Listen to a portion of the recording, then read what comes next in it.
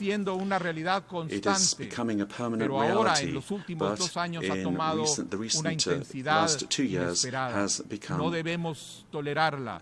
No podemos tolerar la guerra. No debemos ignorar los conflictos internacionales que afectan la paz y la seguridad de todos. No debemos abandonar la esperanza de un mundo sin guerra, de un futuro en paz. Guatemala reitera su solidaridad con las naciones que están sufriendo conflictos armados y guerras impuestas. Hacemos un llamado a los miembros de esta asamblea a que redoblemos los esfuerzos regionales e internacionales para que encontremos soluciones pacíficas a las controversias, basadas en el respeto al derecho internacional y en el derecho internacional humanitario y al principio fundamental de la dignidad humana. No podemos aceptar ninguna violación a la Carta de las Naciones Unidas ni a las resoluciones del Consejo de Seguridad por parte de ningún Estado miembro de esta organización, ni en Ucrania, ni en Gaza, ni en Sudán, ni en ninguna otra parte del mundo.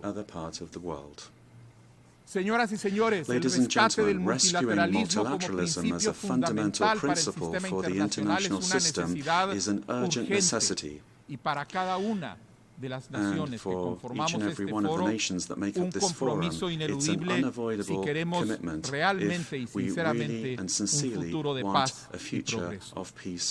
Solo con reformas de fondo podremos retomar el camino propuesto desde su fundación en 1945. En un mundo multipolar necesitamos nuevos enfoques que se adapten a las necesidades emergentes de las naciones. Apoyamos la reforma del Consejo de Seguridad que retome un enfoque colectivo, pacifista y democrático en su acción. No es aceptable que se dejen de adoptar decisiones a favor de la paz por causa de un derecho que ejercen unos pocos.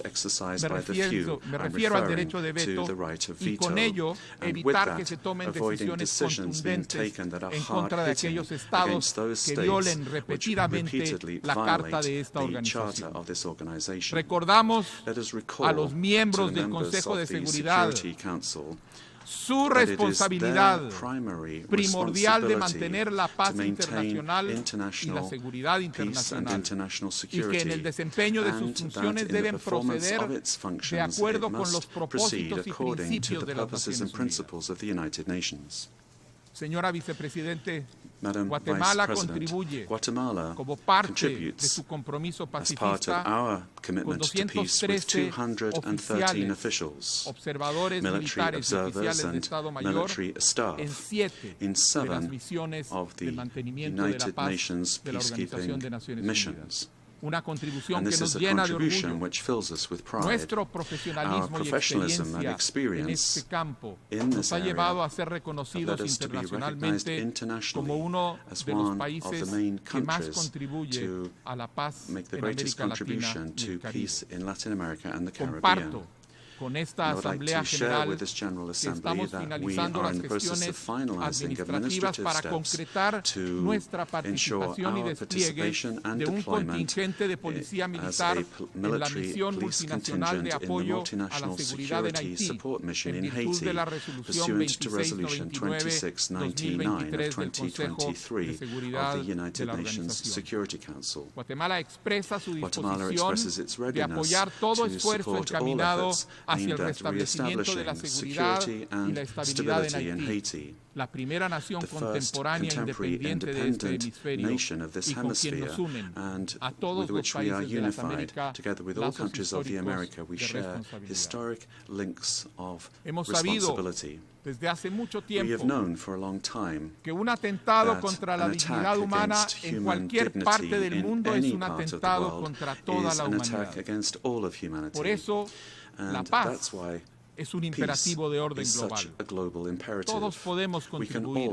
Todos debemos hacer la parte que nos corresponde. Esta idea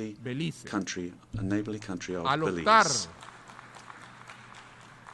optar por el diálogo By y los opting mecanismos for jurídicos dialogue and the internacionales, international Hemos demostrado que la vía pacífica y el respeto a las instituciones multilaterales son el camino más efectivo para resolver disputas entre naciones.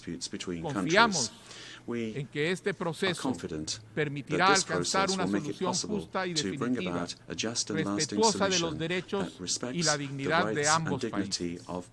Este acto es una muestra de fe, de nuestra fe en el derecho internacional y nuestro compromiso con la paz duradera, no solo para Guatemala y Belice, sino como ejemplo para la región y el mundo. Señora Vicepresidente, la urgencia de los desafíos que enfrentamos nos obliga a tomar acciones concretas y no simplemente limitarnos a la retórica. Ya se ha dicho a menudo que es momento de pasar de las palabras a la acción. Los conflictos y la migración en Centroamérica son alimentados por lo que consideramos el más urgente desafío global: la crisis climática, una crisis que pone en riesgo a nuestros sistemas, a nuestra economía, a nuestra alimentación, a nuestra supervivencia misma.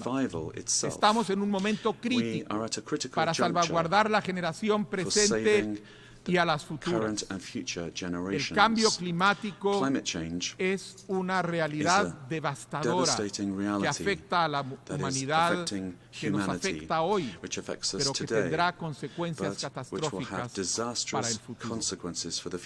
Guatemala, a pesar de ser un país mega diverso, es altamente vulnerable a los eventos climatológicos extremos que causan desastres naturales, inundaciones, deslizamientos, incendios y el incremento de temperaturas de las cuales hemos sido todos testigos este año. Nuestra contribución a la emisión de gases de efecto invernadero es mínima, y sin embargo sufrimos como pocos territorios el embate de estos eventos climáticos extremos. Estamos adaptándonos a esta realidad y reduciendo la vulnerabilidad de nuestro territorio. En el año 2025 presentaremos la actualización de nuestra contribución nacionalmente determinada en cumplimiento a los compromisos establecidos en el Acuerdo de París. Pero debemos recordar en este foro que la responsabilidad para atender esta crisis es compartida. Nos corresponde actuar para resolverla a quienes sufrimos los embates de esta crisis, pero también a quienes la han provocado. Llamamos urgentemente a las grandes potencias a asumir el liderazgo que les corresponde, así como la responsabilidad moral y financiera con las naciones que hemos sufrido sus peores efectos. El momento para actuar es ahora, y es esencial que la próxima COP29 a celebrarse en Azerbaiyán sea un éxito. El compromiso de Guatemala para lograr ese objetivo es total. Estimados amigos, señora Vicepresidente, Guatemala está cambiando, y ese cambio implica una transformación de nuestra relación con el mundo. Estamos haciendo lo que nos corresponde para contribuir a los fines de esta organización, y esta contribución nace de un compromiso normativo con los valores de paz y solidaridad global, pero también viene de un mandato democrático que nos ha sido impuesto. Nuestro pueblo tiene la convicción de que la democracia es una condición necesaria para el progreso y el bienestar. Guatemala tiene un pasado autoritario aún muy reciente, un pasado trágico que muchos de ustedes conocen. Sin embargo, expresando la vocación de libertad de nuestro pueblo y con un acompañamiento importante de la comunidad internacional, hemos dado un giro hacia la promoción y defensa de los derechos humanos, enfrentando con seriedad nuestros problemas, rezagos y deudas históricas históricas y asumiendo con valentía la responsabilidad de resolver nuestros problemas actuales. La visita reciente del Alto Comisionado Volker Türk y la renovación inmediata de la presencia en Guatemala de su oficina son un testimonio de este compromiso. Guatemala ha renovado su compromiso con el cumplimiento de los objetivos de desarrollo sostenible, con la reciente adopción del Pacto del Futuro en el marco de la cumbre del futuro. Tenemos la convicción de que el crecimiento económico por sí solo no produce el desarrollo. La cooperación, la protección del medio ambiente, la inclusión social, el respeto y la promoción de la dignidad humana y la seguridad son precondiciones indispensables del desarrollo. Guatemala está cambiando. Estamos caminando hacia un futuro más equitativo, donde el desarrollo y el progreso llegarán a cada rincón del país, especialmente a las poblaciones más abandonadas, y donde cada persona, sin importar su origen, tenga la posibilidad de construir una vida digna y plena. Esta es una aspiración natural de todos los pueblos. Haremos nuestra parte para conseguirla en Guatemala y colaboraremos para lograrla donde sea requerido. Pero estamos haciéndolo porque sabemos que el mundo está cambiando. De nuestro esfuerzo como naciones unidas en este foro depende que este cambio ineludible y en ciernes sea para el bienestar de nuestros pueblos y nuestras naciones. Esta era la visión de quienes fundaron esta organización hace 79 años. Esta es la visión que debe orientar nuestros esfuerzos hoy como humanidad. Y termino citando al libro sagrado del pueblo maya, el Popol Vuh, que refleja este sentimiento, diciendo que todos se levanten y que nadie se quede atrás. Muchas gracias. Thank you very much.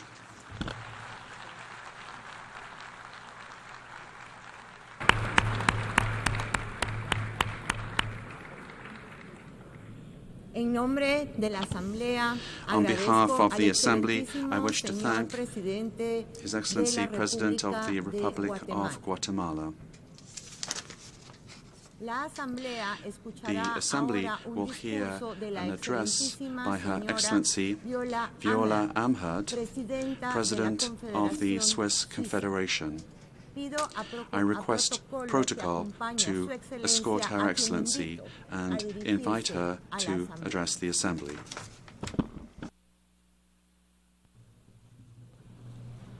Madame la Vice-Présidente, Madame la Vice-Secrétaire Générale, Excellences, Mesdames et Messieurs, le matin du 3 mars 2002, j'ai déposé dans l'urne un bulletin de vote sur lequel j'avais inscrit I placed a ballot paper in the ballot box on which I had written a decisive yes. From early morning, figures and projections had already been displayed on TV screens. And yet, it wasn't until the evening that the verdict was rendered. After a long and difficult struggle and a controversial election campaign, Switzerland was going to join the United Nations. In fact, ultimately, it was just a few hundred votes in the Valais canton of my region of origin that were the decisive ones. The Swiss people thus expressed the resolve of our country to shoulder its responsibilities and to participate in international politics in a spirit of solidarity. That was more than 2 decades ago. Today, I'm speaking to you just a few days away from the Swiss presidency of the Security Council. The world has changed, but not our principles. Like numerous other countries, Switzerland is increasingly concerned by worsening tensions throughout the world and the emergence of new conflicts. Unfortunately, we increasingly see gross violations of human rights and a complete disdain for internationally recognized borders. Might risks trumping the rule of law, and the use of force has considerably increased.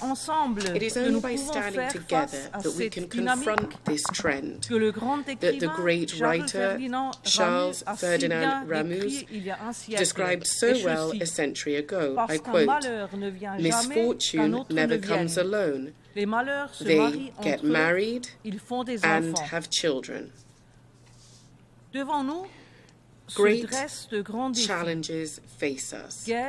Wars, disasters, harm that we inflict upon our own planet, and risks and opportunities as well linked to technological progress. The UN, as the only universal organization, is absolutely central in tackling these issues. Taking the decision to work together better, irrespective of political regimes, economic structures and cultural differences, is already a good start.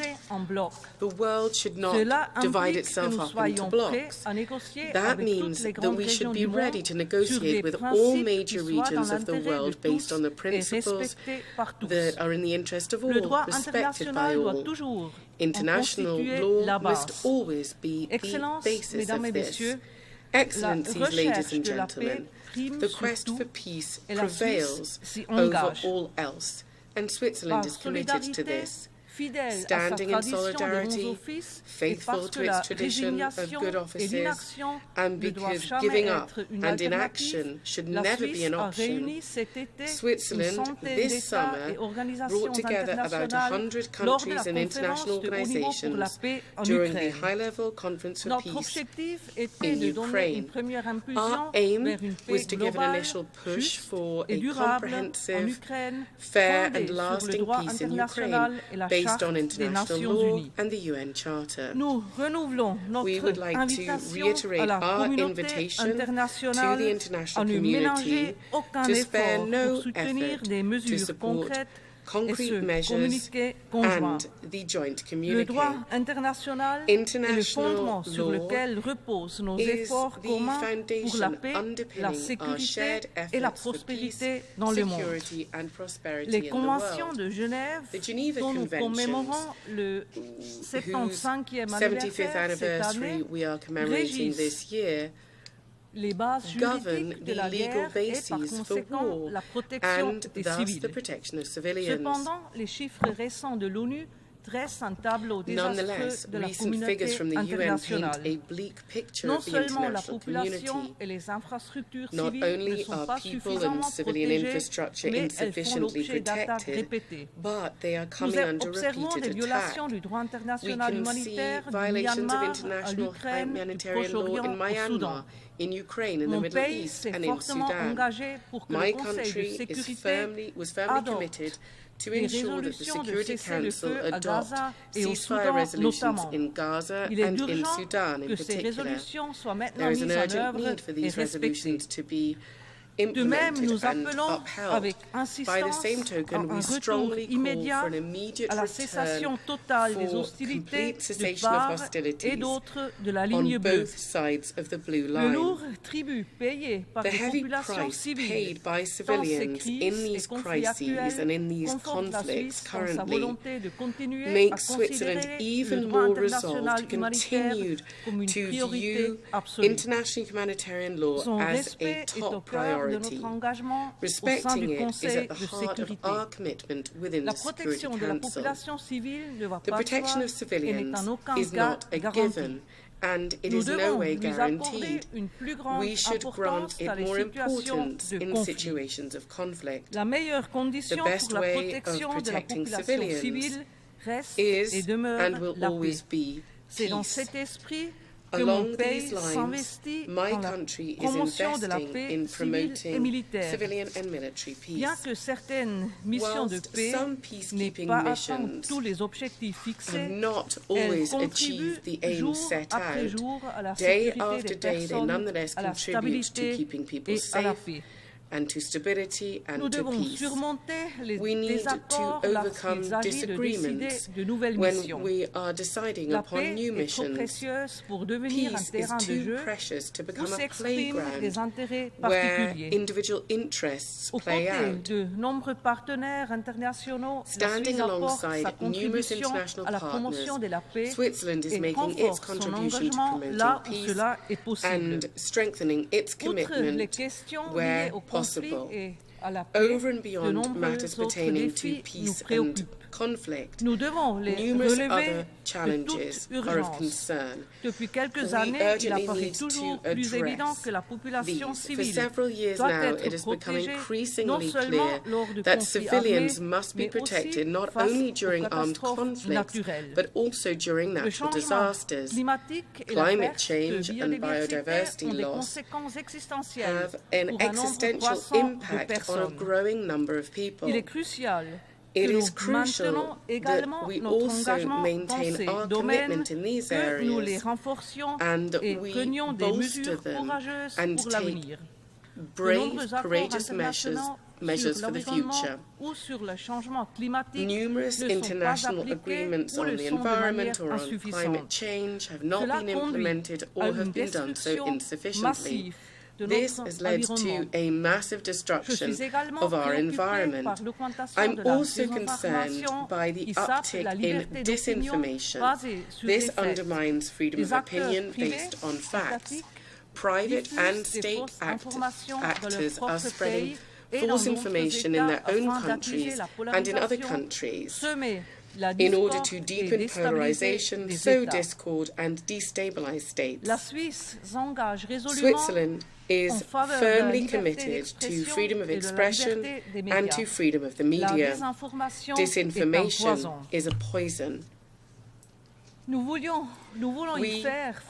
want to address this by better distinguishing between what comes under the rubric of freedom of expression and what is the manipulation of facts, by debunking illegitimate influence, by fostering open and fair debate, and by informing people transparently and objectively, both as governments and as international organizations, we can achieve this. Excellencies, ladies and gentlemen, Switzerland is firmly committed to strong and effective multilateralism. I'm aware of the need for combined commitment from all states in order to find solutions together. My country stands out for its regular democratic debates at all levels of our country, within the municipalities, our regions and at the confederation level. There is an urgent need to restore such a constructive and peaceful debate between states in order to tackle existential challenges. The day before yesterday, together, we adopted the Pact for the Future. The Pact is a strong commitment to multilateralism. One of the key dimensions of this is the 2030 Agenda for Sustainable Development. This is our roadmap, which we need to implement together as quickly as possible. The idea must be born of the vision, like the spark from the stone. Ramu also said this, and this quote still is relevant today. Let us be courageous and let us remain confident. We need a framework in which we can work together in partnership to find solutions. It is the United Nations which provides us with precisely this framework. It is up to us to make this institution stronger. Thank you very much.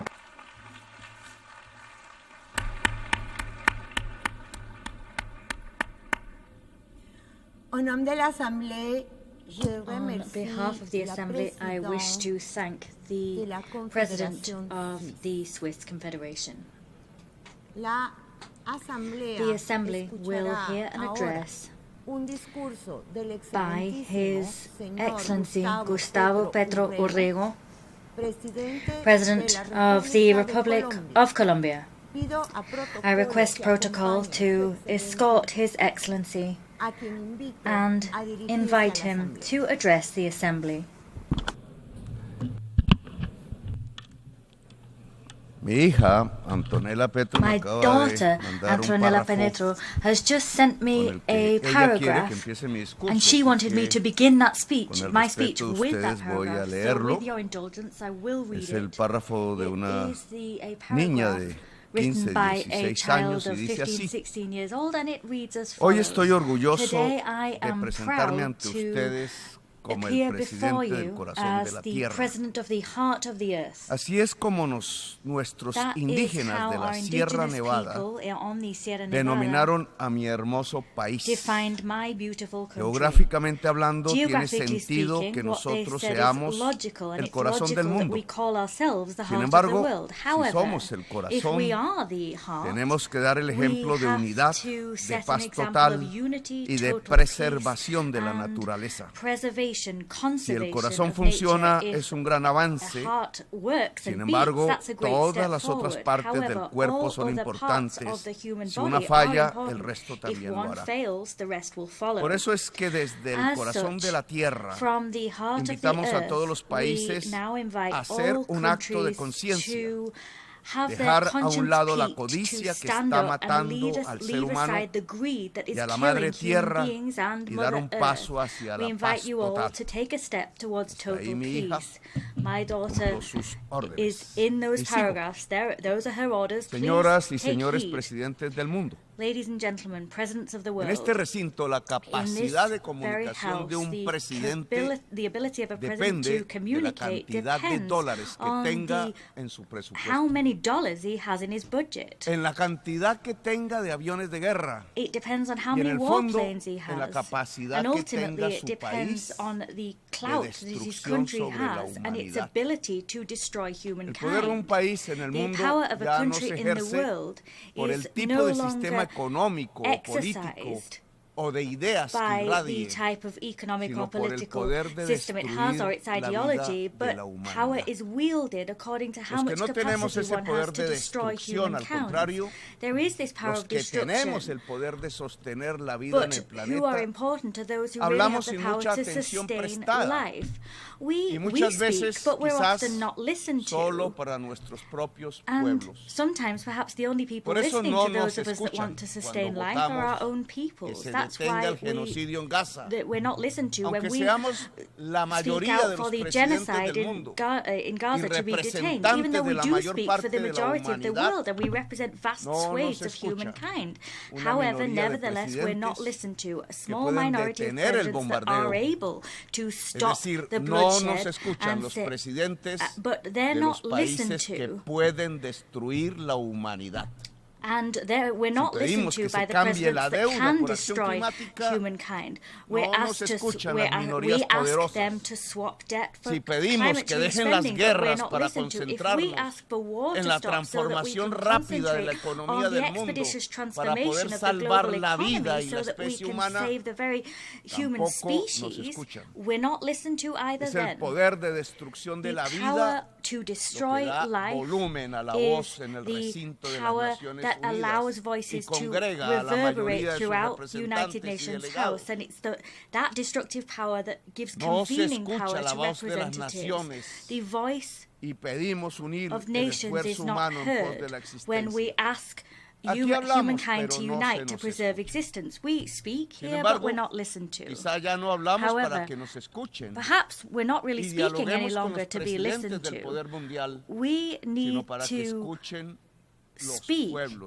so that the peoples of the world are listening. That's now what we're interested in. In the last year, 11 million hectares of the Amazon jungle have been burned in only actually 1 month as a result of global warming and climate change. Scientists said that if we were to burn the Amazon rainforest, we would reach a point of no return in climate terms, where human decisions to halt the collapse of the climate would now have no effect whatsoever.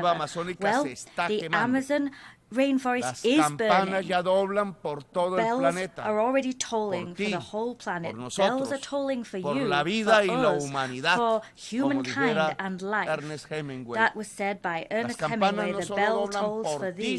Bells are not only tolling for you, but for all of life. The end has begun. A year ago, I called for a conference for peace on Palestine at this very rostrum. But the first bomb yet had not been dropped. Now 20,000 boys and girls have been killed under the bombs. And the presidents of the countries of human destruction are laughing in these very corridors with the help of mass media that today are the owners of major capitals. They are reordering a world, and they're creating a world without democracy and without freedom. The democratic project of humankind is dying along with life, while at the same time racists, supremacists, those who stupidly believe that the Aryan race is the superior race are getting ready to dominate the world, brandishing the threat of bombs and terror over human beings. The control of humankind on the very foundations of barbarism is being built. And that is being played out in Gaza, Lebanon. When Gaza dies, humanity will die, the whole of humanity. The people of God was not the people of Israel. It is not the people of the USA. Rather, the people of God is humankind as one. The children of Gaza, they were humankind, the chosen people of God. They are killing God's chosen people, the children of our very humankind. There is one reason for this contemporary Armageddon. En la sin razón de los gobiernos que aplauden el genocidio y que no actúan pronto para cambiar las economías hacia la descarbonización, hay una lógica. La lógica no está en el mundo político, ni en este atril donde hablan todos los presidentes. La lógica está afuera y se llama desigualdad social. Oxfam dice que el 1% más rico de la humanidad tiene más riqueza que el 95% de toda la humanidad junta. Es en esta desigualdad alcanzada, la mayor de nuestra historia como especie, donde se encuentra la lógica de la destrucción masiva desatada en la crisis climática y la lógica de las bombas que suelta un criminal como Netanyahu sobre Gaza. Netanyahu, as a criminal, is letting those bombs raise down on Gaza. Netanyahu is a hero for the richest 1% of humankind because he's able to demonstrate that people can destroy themselves with bombs.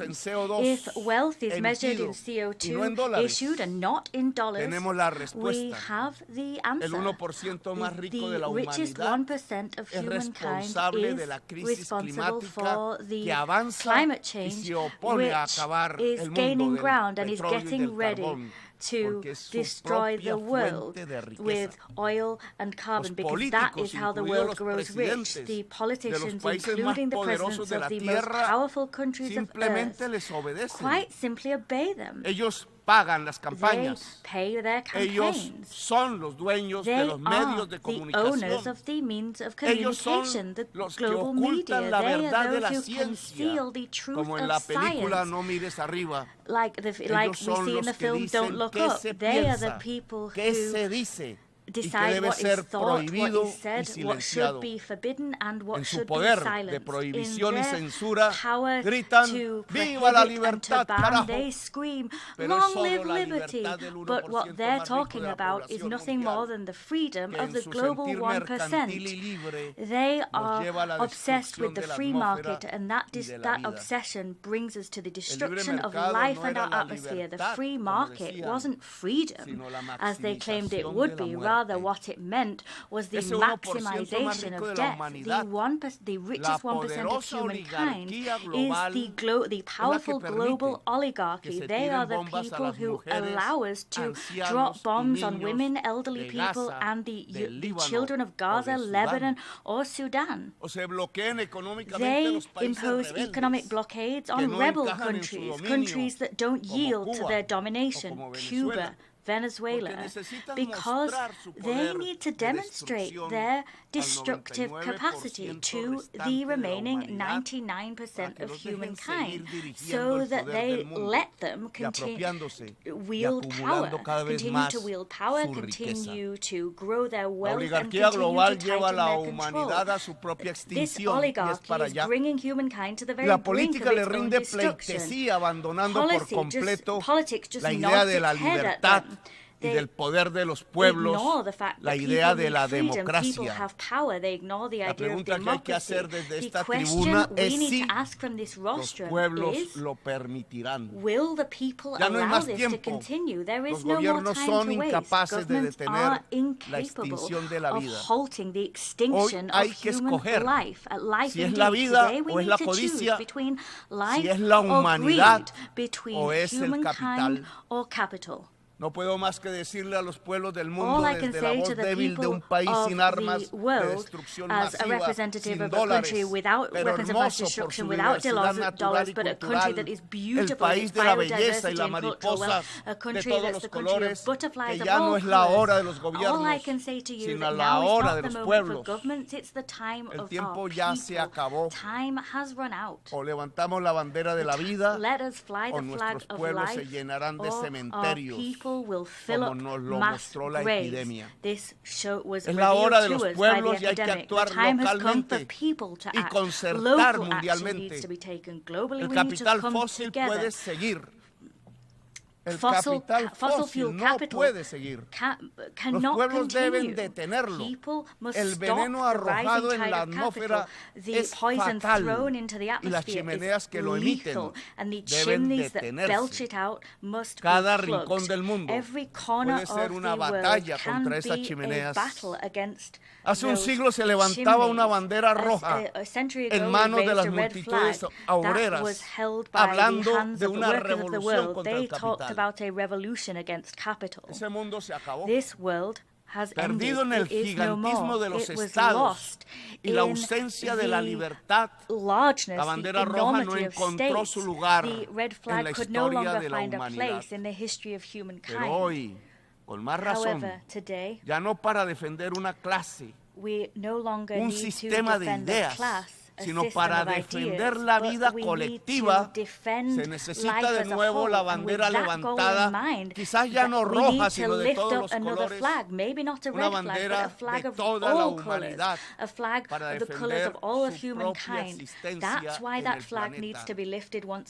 Quizás la palabra socialismo hoy tiene una nueva significación. Los cerebros, que son la base verdadera del trabajo, hoy están más conectados que nunca. Hoy el saber humano es más colectivo que nunca. Ayudarnos siempre fue la magia que nos permitió sobrevivir durante 1 millón de años en este planeta. Los individuos solos son débiles y terminan en manos del fentanilo, la droga de la muerte, de la derrota humana. Las personas somos fuertes si nos ayudamos, y esta ayuda alcanza la escala planetaria. La ayuda mutua, la construcción colectiva del saber, la humanidad como nuevo sujeto político es la base de una nueva significación del socialismo. Somos lo más avanzado de la vida. La vida inteligente debe defenderse, la vida inteligente, y defender las otras vidas de una oligarquía global que la ataca. Una nueva riqueza debe construirse, ya no basada en el petróleo, sino en la intensidad, en el trabajo creador y libre que permite la altísima productividad alcanzada ahora, incluida la inteligencia artificial allow us make progress even with AI, but that AI does need to be controlled at a global level with public power. Productivity allows us to have creative free time. It allows human brains to come together, and coming together, human brains can achieve more. That network of humanity's neurons is what will allow us to vanquish with our flag held high. That is the flag of life. A Macron, now I'm not really talking to Biden, o a Xi Jinping, Macron, Scholz, Xi Jinping, or Putin. De la China recojo su idea de un diálogo entre civilizaciones. From China, I have the idea of a dialogue between civilizations. From Europe, I've taken the idea of its social compact. From the United States, I've taken its love of its original democracy, the democracy of its founding fathers. From South America, I've taken its diversity, its jockey on a horse, it's Simón Bolívar. From Africa, I've taken their drums, the drums that summon us to communicate with the spirits of nature. La idea del amor universal, Jesus, I've taken the idea of su juntura de la luz love, con la vida, light, de esas fuentes civilizatorias y más que están en todos los pueblos del mundo. Debemos tomar las fuerzas de la mayor batalla por la vida de la historia humana. Esa batalla indudablemente es that battle is, and about this there can be no doubt, a global revolution. Necesitamos construir el mayor ejército de todos los tiempos, largest army ever seen, compuesto de guerreros y guerreras de la vida. El ejército de la vida no tendrá las armas de la oligarquía global, no tendrá armas nucleares, no competirá por armas, ni tendrá los dineros a manos llenas de los bancos, ni el poder de destrozar los niños en los genocidios de la oligarquía, pero tendrá el mayor poder de todos, el poder de una humanidad unida que no se dejará quitar su existencia en el planeta. Solo hay un punto de vida infinitesimal en millones de años luz alrededor del universo y se llama Tierra. Y en ella hay una vida superior, que es la vida inteligente, la humanidad. No podemos dejar apagar esa perla del universo. Sin la vida, solo la oscuridad inerte dominaría, y es esa oscuridad inerte la que llena el corazón y el alma de la oligarquía global y sus ídolos de barro. Le corresponde a la humanidad dar la batalla. Es la hora de los pueblos. Si los gobiernos no pudieron, como aquí se demuestra, y decidieron jugar con bombas y guerras sin sentidos y matar niños y niñas, juegos de poder, entonces es la hora de tomar la solución de los grandes problemas de la humanidad en las manos de la misma gente, de la gente sencilla de la humanidad. En lugar de dirigirnos a gobernantes insensibles, dirijámonos a nosotros, el común. Dirijámonos a los pueblos para concertar las acciones comunes, las demostraciones de otro poder democrático en medio de ese poder de la humanidad convertida en conciencia actuante. Aparecerán nuevos gobiernos, nuevos liderazgos. Si la vida vence su extinción, ya no será la oligarquía global la que gobierne el mundo. Será derrocada para construir una democracia global. Allow for the building of a global democracy. A new story is about to begin. Thank you for your kind attention.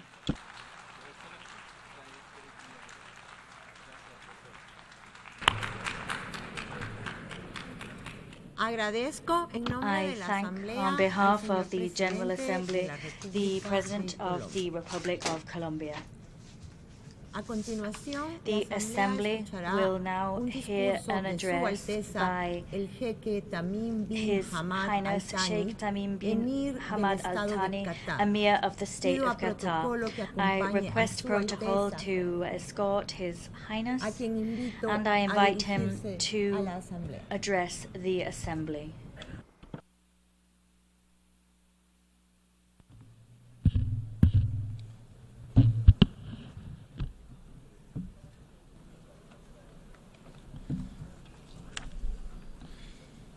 بسم الله الرحمن الرحيم. الحضور الكرام، السلام عليكم ورحمة الله وبركاته.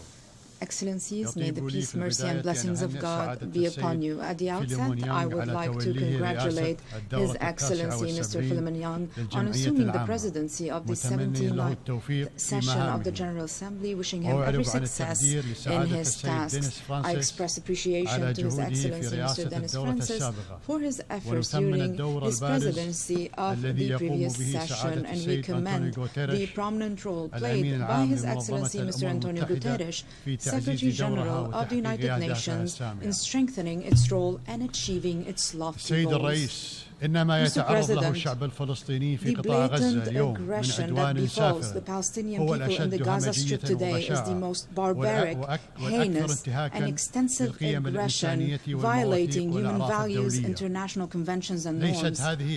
This is not a war within the international relations well-known and common concept of war, but rather it is a crime of genocide by means of the most sophisticated weapons against the people in a detention camp where there is no escape from the barrage of aerial bombing.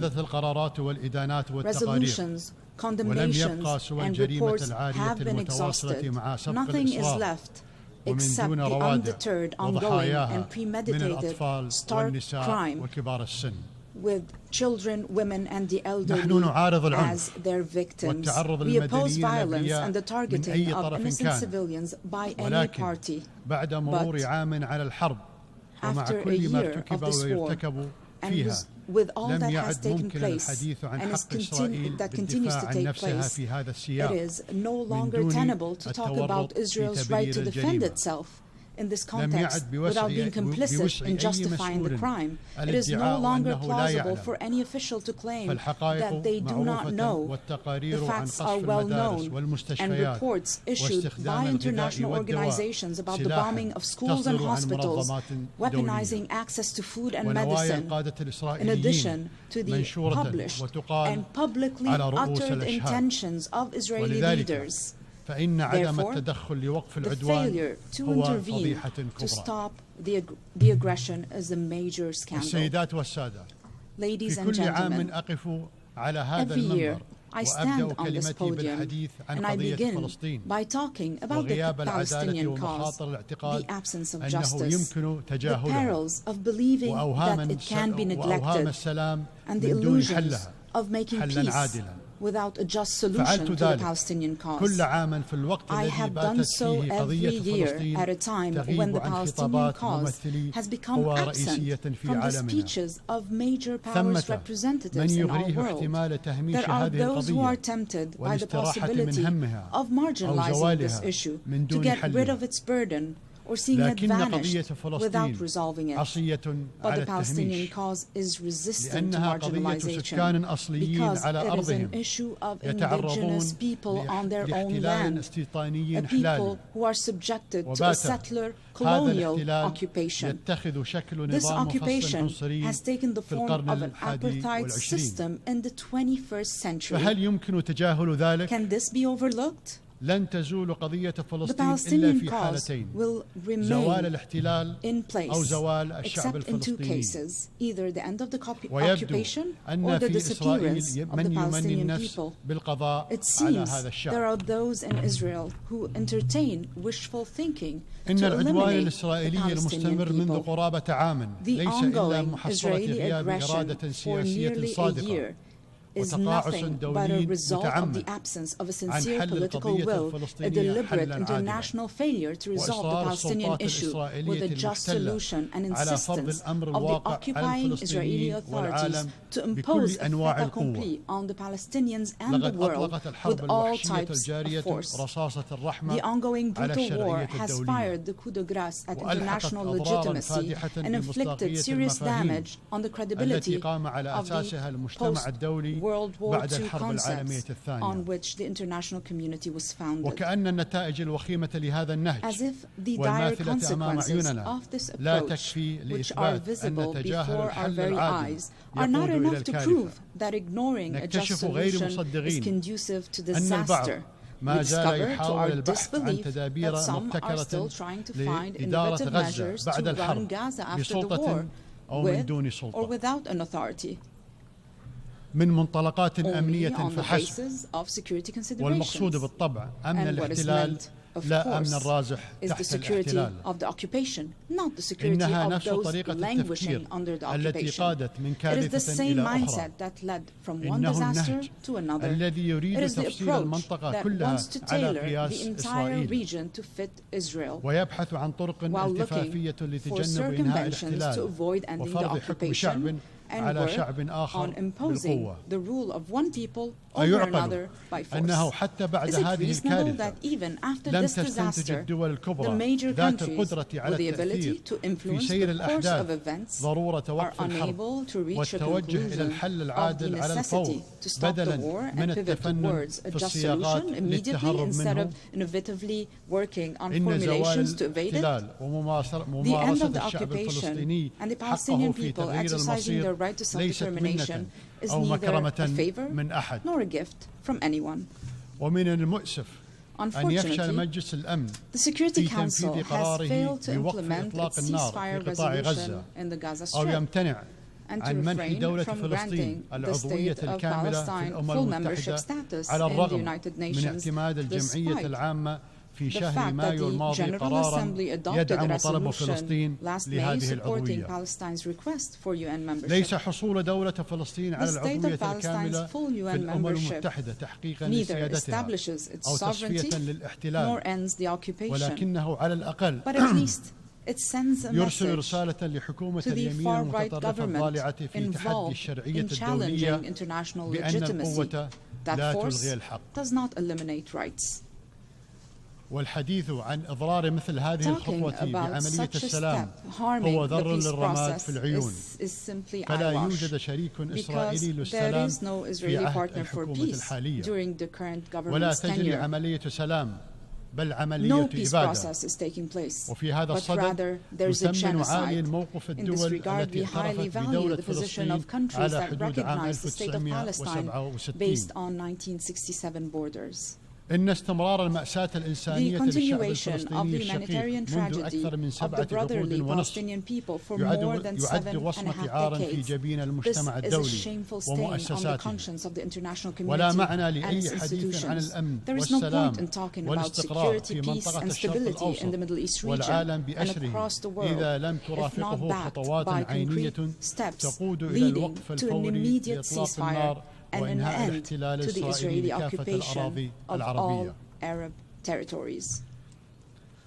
الحضور الكرام، Ladies and لا يخفى gentlemen, عليكم it is أننا no أمام secret كارثة that we are إنسانية facing في a غزة humanitarian والأراضي catastrophe in الفلسطينية Gaza الأخرى and other التي Palestinian تتعرض territories لهجمات which are منسقة subjected بين to جيش coordinated الاحتلال attacks by the occupation army and في settlers محاولة in an لتطبيق attempt to خطط enforce plans لتوسيع to الاستيطان expand وضم الضفة settlements, الغربية annex وتهويد the القدس. West Bank and Judaize يتحمل Jerusalem. المجتمع الدولي تبعات The ما يحدث international للشعب community bears the الفلسطيني الشقيق responsibility for the الذي consequences يتعرض of what is لحرب happening to إبادته the brotherly Palestinian ترتب people. عليها سقوط The أكثر من Palestinian people 41 are ألف شهيد subjected to حتى unfolding الآن genocidal عدد war that has المفقودين تحت resulted so الأنقاض far in the من death بينهم of more than 17 ألف طفل 41,000 martyrs, let alone the missing under the rubble, including 17,000 children, 11,000 women, 100,000 wounded, and thousands of disabled and millions of people forcibly displaced several times, in addition to the complete destruction of the infrastructure of hospitals, schools,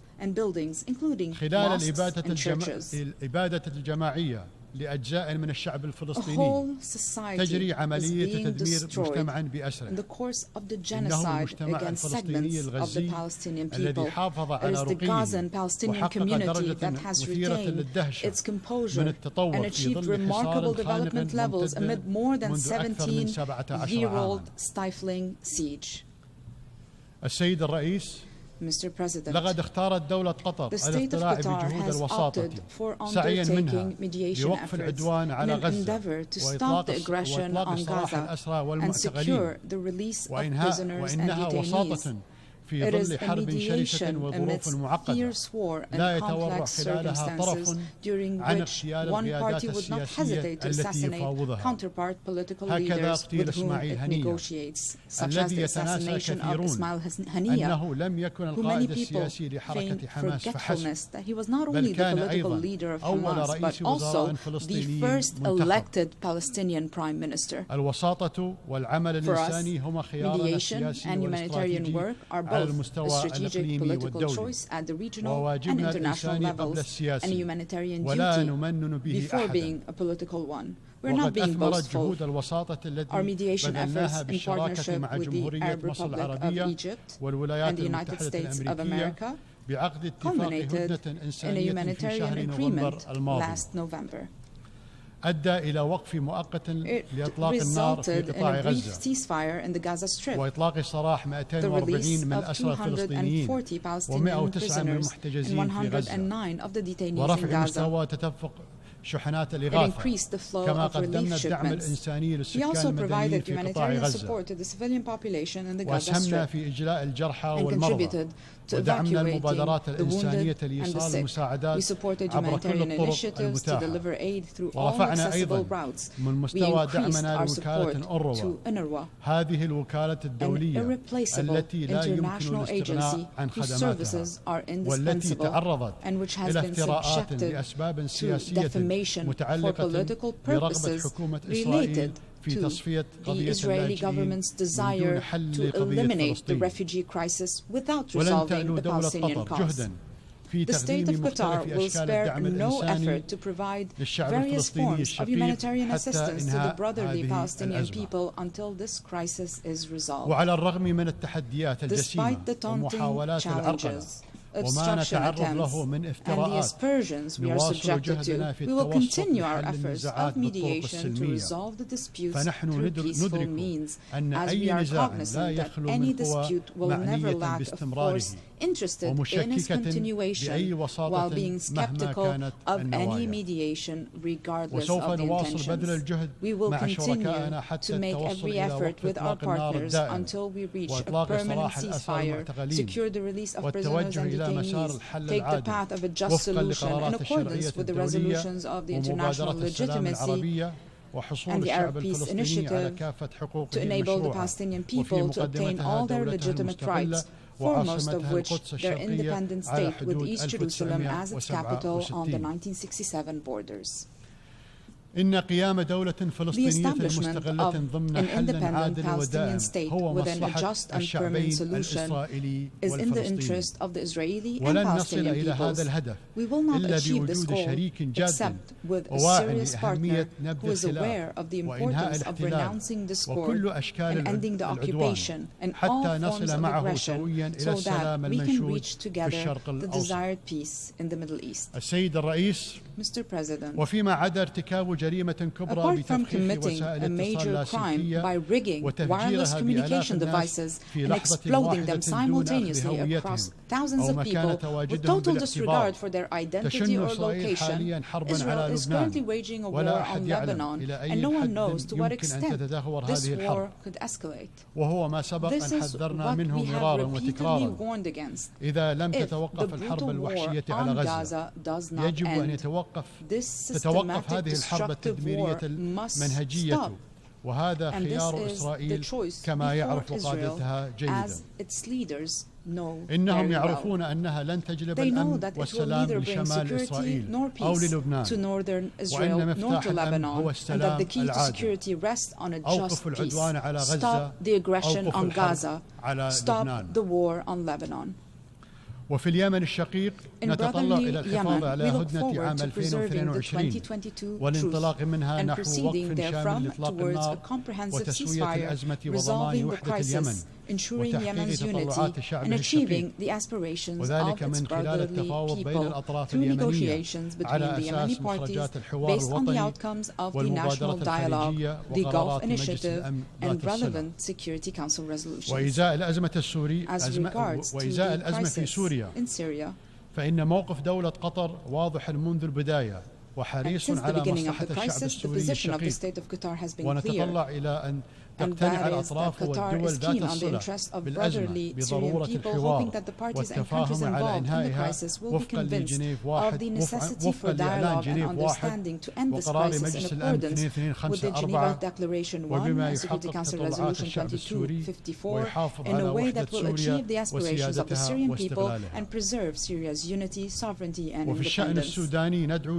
Regarding the Sudanese issue, we call on all the Sudanese parties to stop the fighting, and we reaffirm our support for all regional and international efforts to end this crisis in a way that will ensure the unity of state institutions and the sovereignty and stability of Sudan.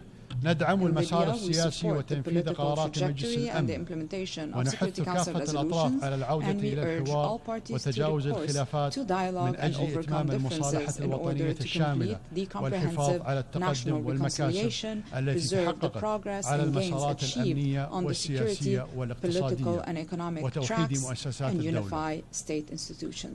لا يمكن للبلدان العربية أن تحقق الأمن والاستقرار من دون دول راسخة قادرة على التشريع وإنفاذ القانون ووضع سياسات وطنية متنفيذة. Developing and implementing national policies. No state can firmly be established and be stable in the presence of armed factions that are not under its control. These are self-evident and unquestionable matters. السيدات والسادة. Ladies and gentlemen. لقد تسببت الحرب بين روسيا وأوكرانيا بمعاناة إنسانية كبيرة وآثار على أوروبا والعالم. ونحن نكرر دعوتنا لجميع الأطراف إلى تطبيق أحكام ميثاق الأمم المتحدة وقواعد القانون الدولي والعمل على إيجاد حل سلمي بوصفه الحل الوحيد الممكن. وفي هذا السياق وانطلاقا من إيماننا الراسخ بمبدأ التسوية السلمية للنزاعات قدمنا خلال العام الماضي سهاما ملموسا حيث أدت الوساطة القطرية إلى تبادل للمحتجزين بين الولايات المتحدة وفنزويلا كما تم لم شمل عشرات من الأطفال الأوكرانيين مع ذويهم بعد أن فرقتهم الحرب. وختاما نؤكد أن دولة قطر لن تدخر وسعا في العمل مع شركائها الدوليين ومنظمة الأمم المتحدة لتوطيد أركان السلم والأمن والتنمية المستدامة وحقوق الإنسان وسيادة القانون على جميع المستويات والتصدي للتحديات العالمية من أجل تحقيق مستقبل أفضل للجميع. أشكركم والسلام عليكم ورحمة الله وبركاته.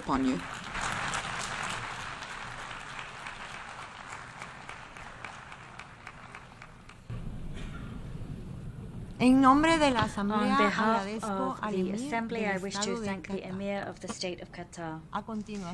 The Assembly will now hear an address by His Excellency Matamela Cyril Ramaphosa, President of the Republic of South Africa. I request protocol to escort His Excellency. I invite him to address the Assembly.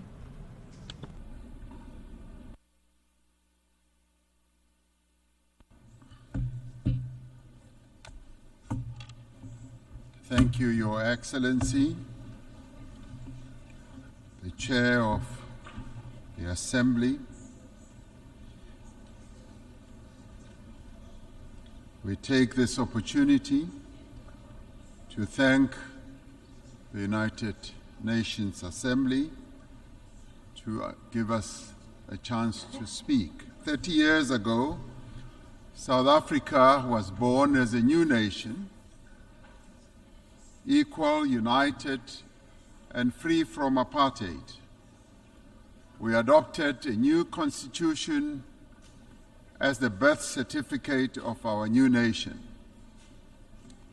Our first democratic elections brought the tyranny of apartheid to an end, a system that this General Assembly had declared to be a crime against humanity. In adopting Resolution 2202A in 1966, as later endorsed by the Security Council in 1985, the United Nations was a beacon of hope in our quest for justice. The great wave of solidarity of the peoples of the world, led by the United Nations, turned the tide against apartheid. Today, democracy flourishes in South Africa.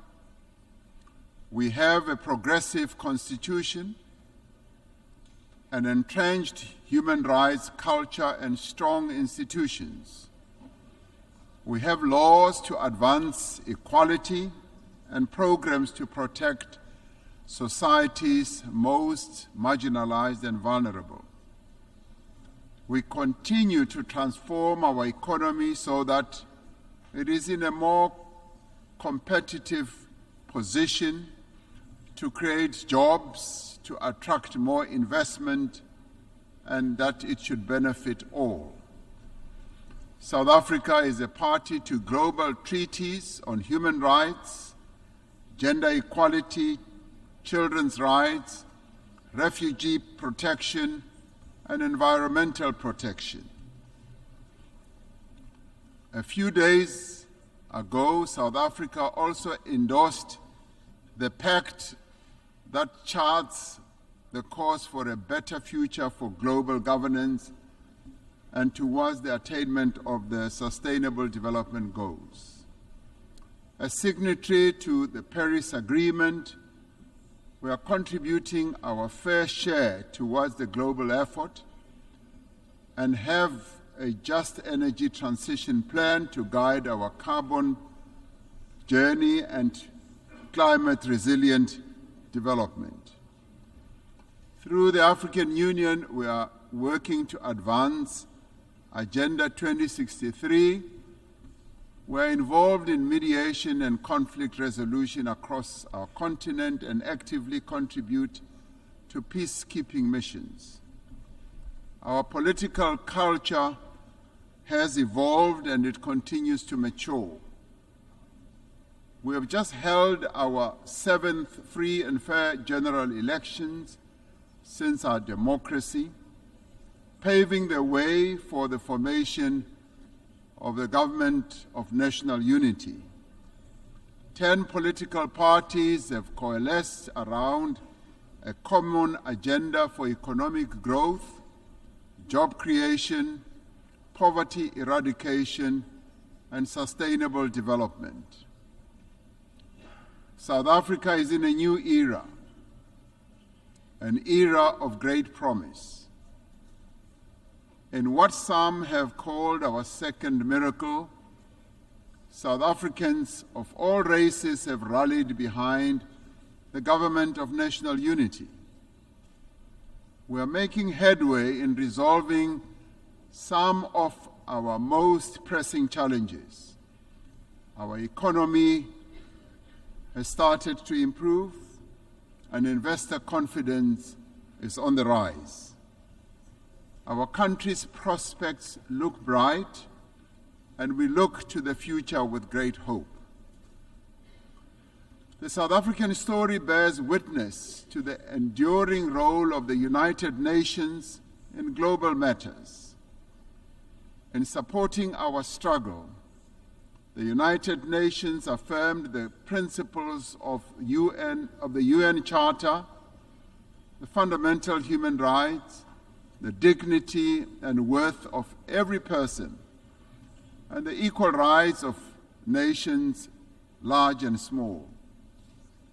It affirmed the aspiration contained in the Universal Declaration of Rights that we should strive for a world free of barbarous acts that outrage the conscience of humankind.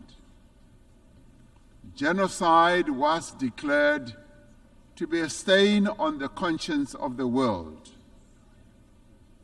and the world community took a stand against genocide. Apartheid was declared a crime against humanity and a stain on the conscience of the world. The United Nations took a stand against apartheid. These were seen as crimes against humanity then, and they continue to be crimes against humanity now. It has been 11 months since the Hamas attack that killed 1,200 people and where hostages were taken. As South Africa, we have condemned this attack. In response, Israel embarked on an act of collective punishment in its assault on the people of Gaza. The torment of the people of Gaza continues unabated. More than 41,000 Palestinians have been killed. Homes, hospitals, churches, mosques, and schools lie destroyed. Famine and disease stalk the streets of Gaza. This cannot but shock our collective humanity. The violence the Palestinian people are being subjected to is a grim continuation of more than half a century of apartheid that has been perpetrated against Palestinians by Israel. We South Africans know what apartheid looks like. We lived through apartheid. We suffered and died under apartheid. We will not remain silent and watch as apartheid is perpetrated against others.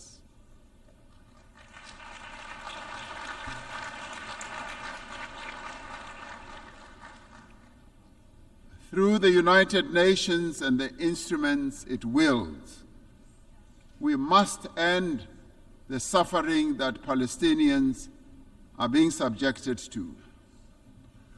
We are called upon to uphold the principles of the UN Charter and to uphold consistently and in their entirety the fundamental tenets of international law. International law cannot be applied selectively. No one state is more equal than any other. In December last year, South Africa approached the International Court of Justice, seeking an order to prevent Israel from committing genocide against the people of Gaza. We did so in terms of our obligations as a state party to the Convention on the Prevention and Punishment of the Crime of Genocide. As South Africa, we welcome the support that a number of countries have given to the case that we have launched at the ICJ. The ICJ's orders make it clear that there is a plausible case of genocide against the people of Gaza. They further make it clear that states must also act to prevent genocide by Israel and to ensure that they are not themselves party to the violation of the Genocide Convention by aiding or assisting in the commission of genocide. We reiterate our call for an immediate ceasefire and for the release of all hostages. The only lasting solution is the establishment of a Palestinian state, a state that will exist side by side with Israel, with East Jerusalem as its capital.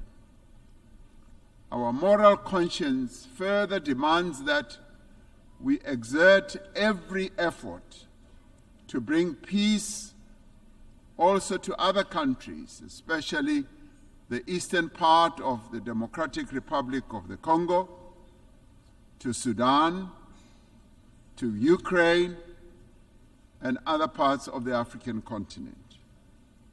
We must realize the aspirations of the people of Western Sahara to self-determination. Achieving and maintaining peace and security requires the collective will of the community of nations gathered here. It requires that the UN Security Council should be a more representative body and inclusive. 78 years since its formation, the structure of the United Nations Security Council remains largely unchanged. Africa and its 1.4 billion people remain excluded from its key decision-making structures. This cannot continue. The Security Council has not fulfilled its mandate to maintain international peace and security. The UN Security Council must be reformed as a matter of agency.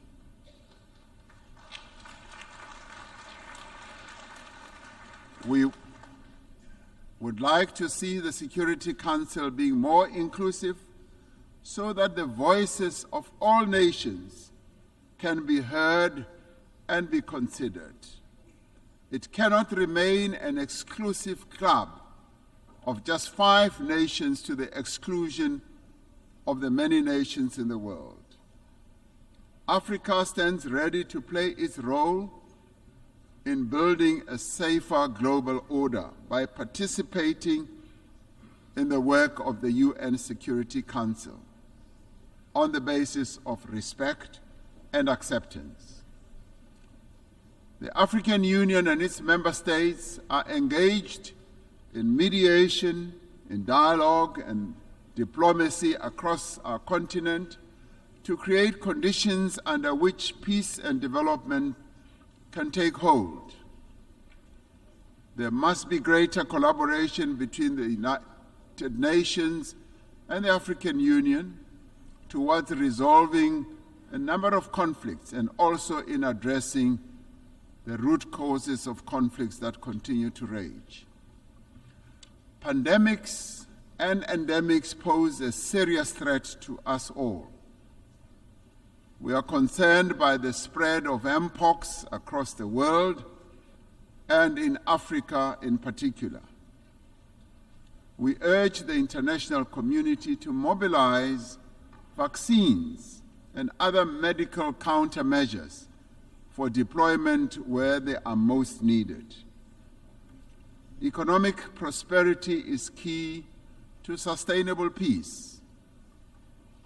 Through the Africa Continental Free Trade Area, we are establishing the foundation for a massive increase in trade and investment and infrastructure in our continent.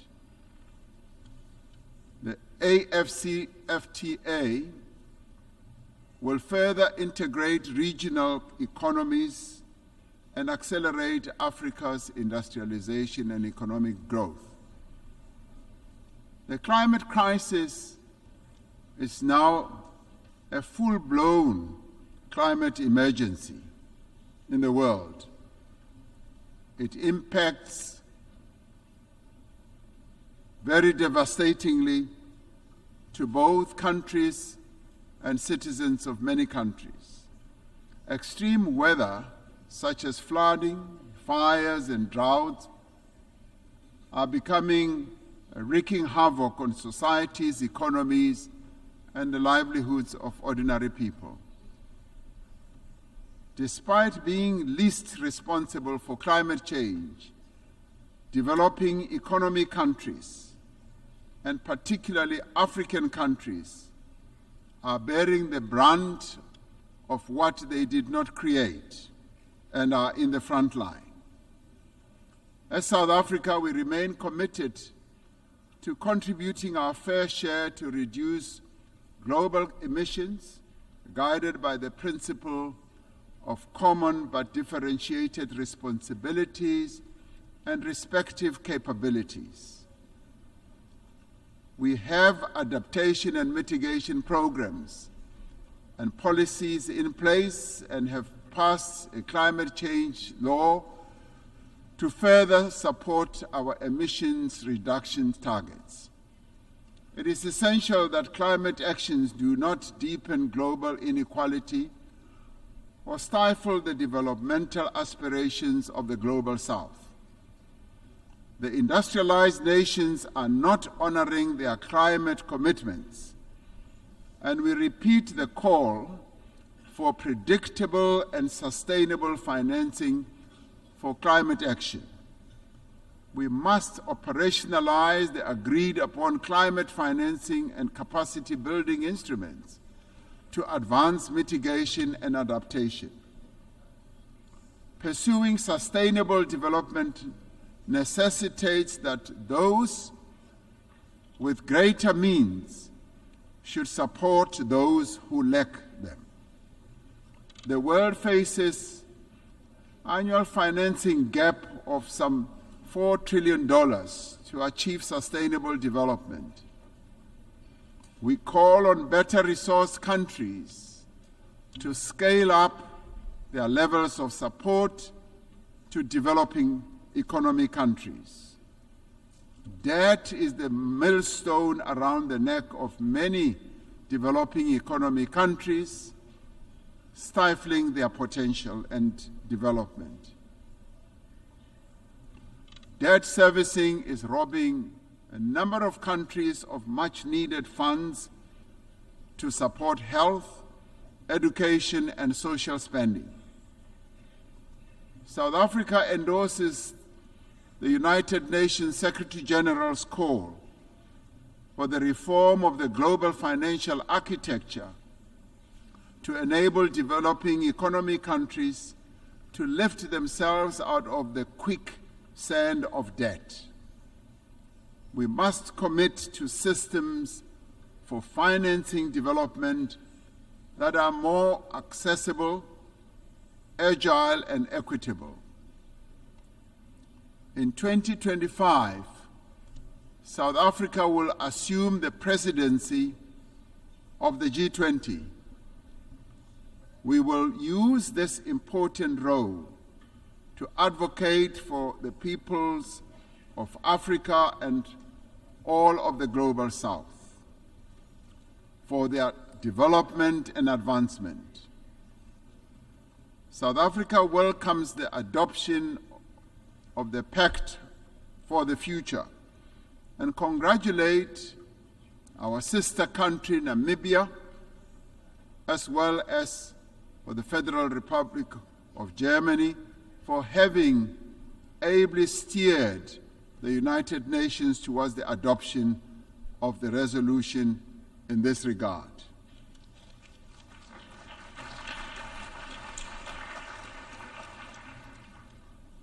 This Pact of the Future is a platform for us to focus on those actions we need to take together to build a world in which the equal worth of every person and the equal worth of every country is recognized and valued. We particularly welcome the commitments to place poverty eradication at the center of all our efforts, and for the Sustainable Development Goals financing gap in developing countries to be closed. The disparities in wealth and development within and between countries is simply unjust and unsustainable. We must continue to strive for equal treatment, for equal opportunity and advancement for all individuals and all nations. The Pact for the Future must reinvigorate international solidarity. Like veins that carry sustenance to every part of the body, solidarity is the lifeblood of human progress. It binds us together to nourish the greater good. It is achieving the greater good for the common good to which we all strive. Through dialogue, through respect for the rule of law, through the advancement of human rights, through cooperation and solidarity, we can and we will be able to achieve a better world for all the peoples of the world. I thank you.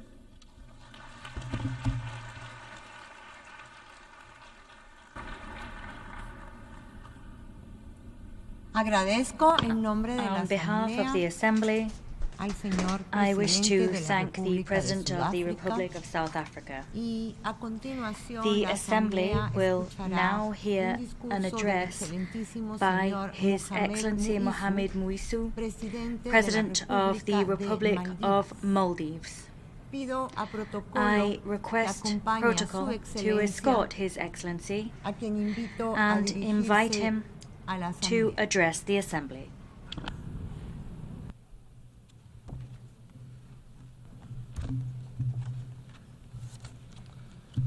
Bismillahir Rahmanir Rahim. Mr. President, Mr. Secretary General, Assalamu alaikum and good afternoon. Mr. President, congratulations on the assumption of your presidency of the General Assembly. Our appreciation also to your predecessor for his strong leadership. We extend our gratitude to the Secretary General for his tireless efforts in steering the Secretariat. We gather here today at a delicate moment in the world history. Let's not mince our words today. Humanity is in deep trouble, facing an ever-growing list of crises: conflict, poverty, hunger, climate change, the wealth gap, the cost of living crisis, migration, occupation, opioid addiction. The list goes on and on and on. In fact, I have a map here of the world with countries which are facing some sort of crisis in red. Do you see any countries in green who are not facing any crisis? Do you know why? Because we are all deep in the red. Humanity is in crisis, and in many cases it's man-made. But we look the other way, continuing with business as usual. While the alarms are ringing, the band is still playing the same old tunes as the whole ship descends deeper and deeper into uncharted waters. We need nations united in harmony, not united nations in misery. These are crucial times for the world, important years for my country. In 2040, the Maldives will celebrate 75 years regaining its independence. 75 years as a sovereign nation. As we look forward to that milestone in our nation's life, what we can hope to achieve? What do we wish to accomplish? And is the world ready to play its part? I took office as the President of Maldives last November, duty-bound by the aspirations of my people, the same aspirations I hold dear to my heart, not just for the present, but for the future too. Today, I'm here at the United Nations with a vision of where I want to take my country. By 2040, I wish to see the Maldives as a full-fledged developed nation, a nation that commands respect, is relevant, and one that embodies resilience, a society that is inclusive and just, a country that exemplifies sustainability and democratic governance. Destiny is not mere fate. It is a consequence of the many choices we make, the many decisions we take, and the many hours we work. Becoming a developed nation may seem like a daunting task and a distant possibility, but I can tell you this, with a goal in sight and a plan in hand, it is achievable, because prevailing and even flourishing against formidable odds is nothing new for the Maldivians. In 1965, when we regained independence, we were among the poorest countries in the world. 1/3 of our population was illiterate. More than 1 out of every 10 babies were dying before their first birthday. We had no industries, barely any exports, and even fewer prospects. And in just 5 decades, we have reached upper middle income status. a feat we are incredibly proud of. I believe the Maldives can become a developed country by investing in the country's productive capacity and increasing its productivity, by transforming our economy into one that is fully digitized and driven by artificial intelligence, and most importantly, by leveraging the natural beauty and marine resources of our country. Boosting productivity will be the key to economic transformation. This we will do by reforming and strengthening our institutions, increasing our state capacity, and leveraging the private sector. We will also identify and implement policies that support investments in key sectors, such as the digital economy. The Maldives has over 1,100 islands spread across 90,000 square kilometers. Enhancing digital connectivity is key to achieving inclusive development, mobilizing economic activity, and fostering a more diversified and resilient economy. We believe the future is intelligence-driven. This is why we are working towards a digital economy that can contribute up to 15% of our GDP by 2030. This can be achieved through investing in our ICT infrastructure. We are using and expanding artificial intelligence systems to deliver essential services such as healthcare, education, and social welfare. We are also delving into cutting-edge applications of 5G technology, using drones for medical supplies, delivery, and implementing smart road systems, and using AI-enhanced technology for erosion detection and environmental monitoring. The transformation can be sustainable only if we transform our education and financial systems. We need to invest in digital literacy from a young age, to build a generation that can use artificial intelligence to enhance public service delivery, build new products, and successfully compete in the global digital economy. We need to bridge the digital divide within the country, including through improving data collection and utilization. We need to strengthen the regulatory frameworks, strengthening existing institutions, cultivating startup ecosystems, and providing the impetus for the future we envision. Becoming a developed country will also require fostering new industries. This is why we are also working on building a robust financial sector in the Maldives. With this in mind, in May this year, I set up the Development Bank of Maldives with a focus on improving and investing in economic diversification. The result we desire is inclusive development, where equality of access to opportunities is guaranteed, where women and young people play key players in development, not mere spectators, and where every Maldivian citizen has adequate housing. To support objectives, my government has launched $6.5 million loan facility. It's specifically for women entrepreneurs, of which 25% is allocated to those with disabilities. In the first phase, over 100 projects will be funded across 19 of the 20 atolls and Mali, and across 21 business activities. I have also recently launched a Presidential Youth Advisory Board. This board will advise and inform me directly on the needs and views of young people. Inclusivity is at the heart of one of the most ambitious large-scale urban development projects in the country's history, Ras Mali. This is my promise to the Maldivian people, a solution to alleviate the long-term housing crisis, an urban oasis where citizens can fully participate in all aspects of city life. Ras Mali will utilize modular housing, leverage a state-of-the-art transportation system that is accessible to all. It will be developed as a climate-resilient and safe island. Tourism drives the Maldivian economy. My vision is to expand the tourism sector further. This means building complementary industries centered around innovation and creativity. This means more sustainable and construction practices emphasizing on green and sustainable tourism. We are also expanding our main international airport, our air connectivity, and the fleet of our national airline.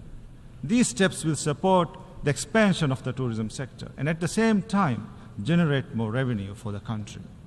But tourism is also highly vulnerable to external shocks, conflicts, calamities, and causes beyond our control can and have had far-reaching critical implications in the past. We need the international system to anticipate and address these threats. Threats such as armed conflicts, terrorism, violent extremism, transnational organized crime, climate change, ocean degradation, crimes that transcend national borders. Part of addressing these threats is to safeguard and protect people's fundamental rights.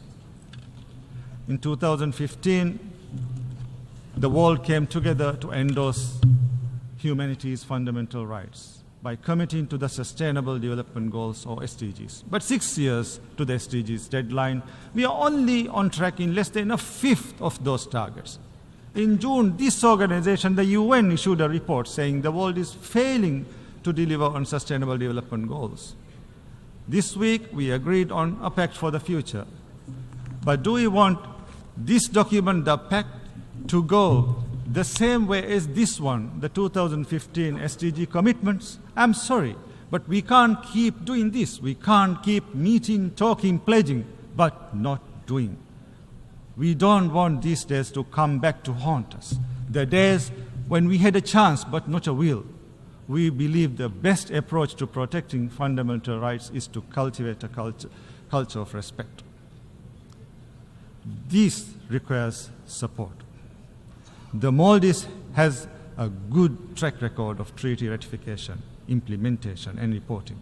We champion the right to environment because we are keenly aware of the consequences of environmental degradation.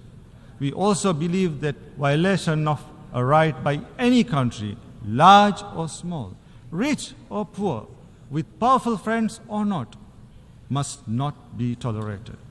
This is why the ongoing massacre, the genocide by Israel in Gaza, is a travesty of justice and the international system. The repeated destruction of homes, hospitals, schools, humanitarian infrastructure, the repeated cycles of killing of men, women, children, babies, thousands upon thousands. The world is struggling to process the deaths of so many civilians in Gaza, and now Israel raids Lebanon, claiming hundreds more civilian lives there. Their cries haunt anyone with humanity. Their tears bitter our conscience.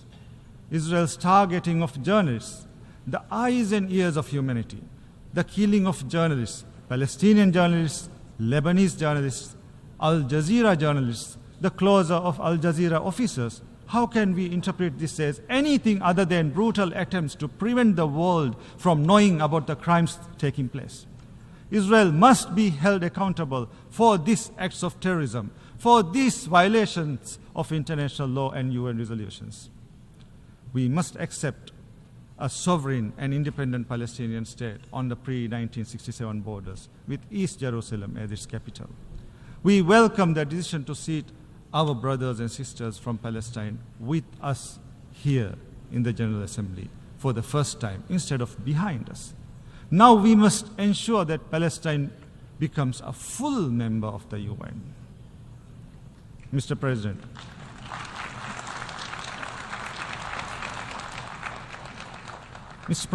the Maldives is gearing up for an economic transformation that will change lives. But our policies can deliver the results only with sufficient international financial support. The Maldives has always taken ownership and responsibility for its own development.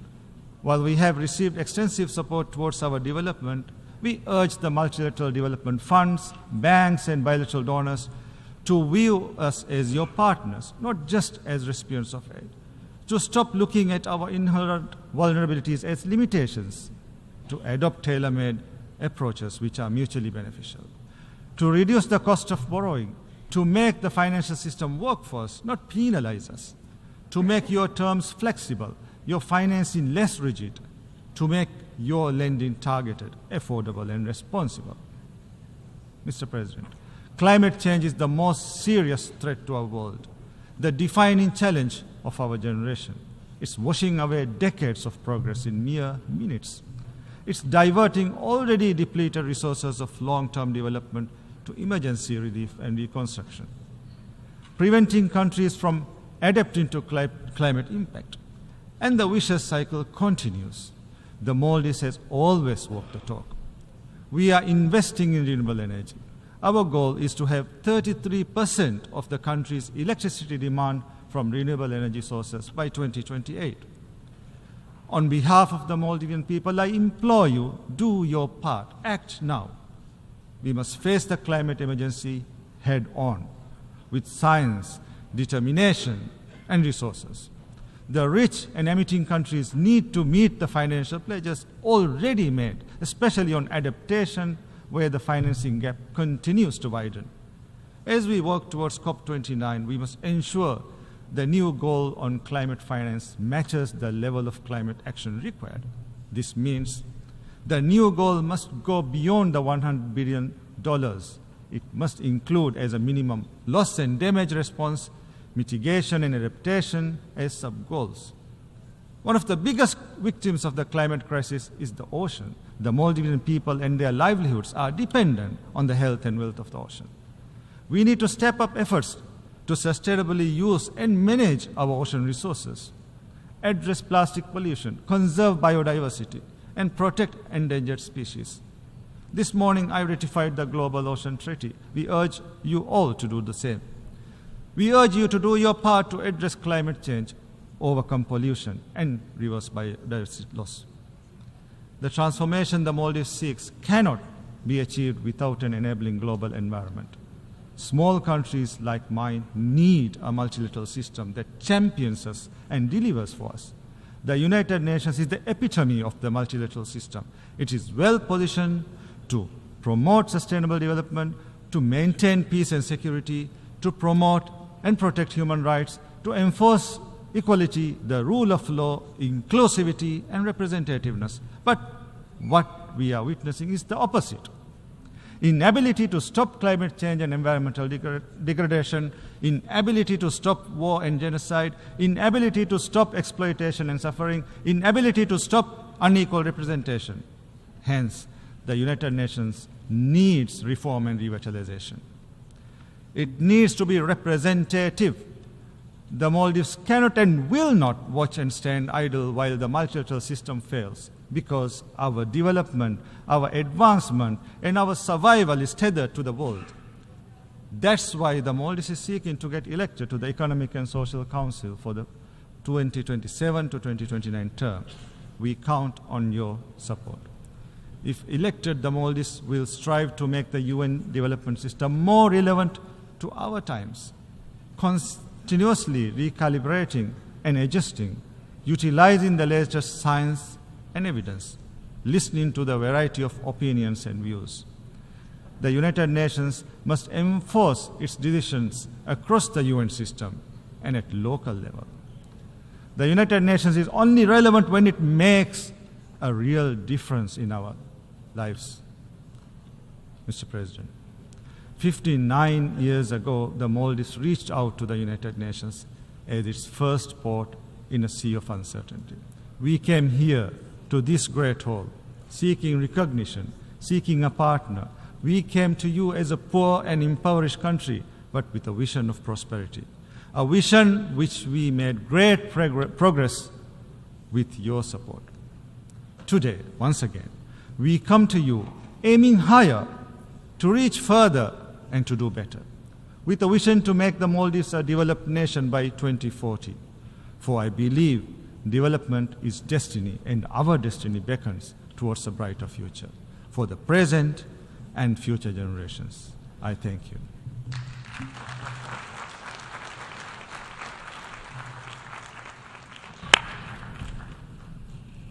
En nombre de la Asamblea, agradezco al presidente de la On behalf of the República de Assembly, Maldives. I wish to thank the President of the Republic of Maldives.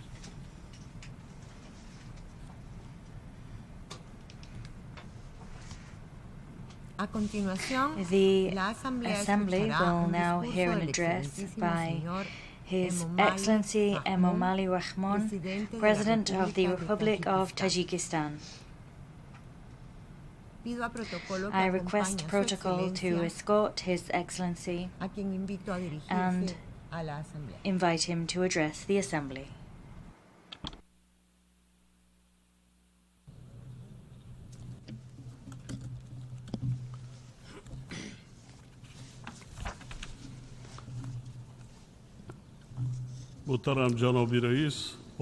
Honorable President, Excellency Secretary General, distinguished delegates, ladies and gentlemen, I at the onset extend my warm words of congratulation to His Excellency Mr. Philemon on his election as the President of the 79th session of the United Nations General Assembly. My heartfelt thanks also go out to His Excellency Mr. Dennis Francis in recognition of his fruitful engagement as the President of the 78th session of the United Nations General Assembly. Distinguished delegates, today the world is facing up to a turbulent and intricate situation.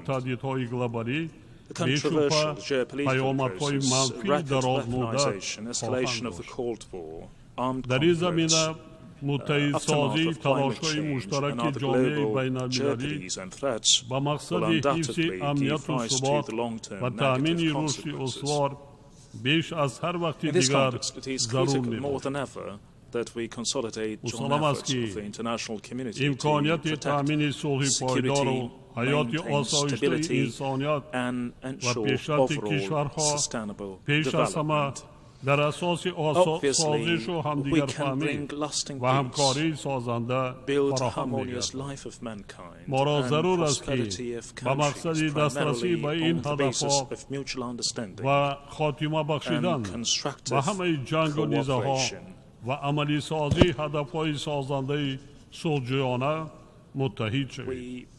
ought to be united to achieve these objectives, bring all wars and conflicts to an end, as well as implement other peaceful goals.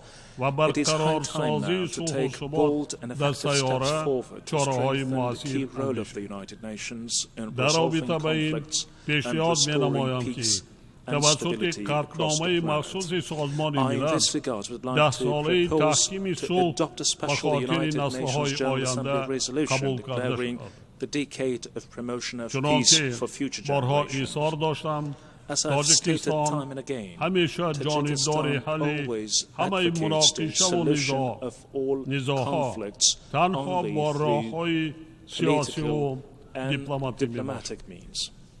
At the same time, I would like to emphasize that the Republic of Tajikistan continues uninterrupted, unwavering support of the implementation of the 2030 Agenda to achieve sustainable development goals. It is worth noting that the principal message of this agenda is also reflected in Tajikistan National Development Strategy 2030, and continued efforts are being taken to achieve the primary goals.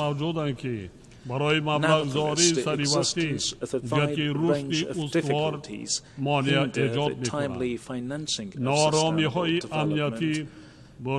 Challenges include security turmoil, economic and financial crisis, unprecedented warming due to climate change, and loss of biodiversity, as well as an outbreak of contagious diseases.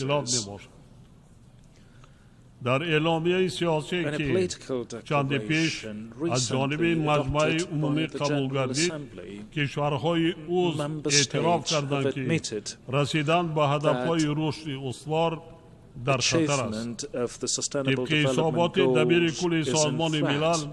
According to the United Nations Secretary General's report, the international community will be able to achieve only 17% of Sustainable Development Goals by 2030. We are witnessing the setbacks in results achieved within the Sustainable Development Goals in many developing countries.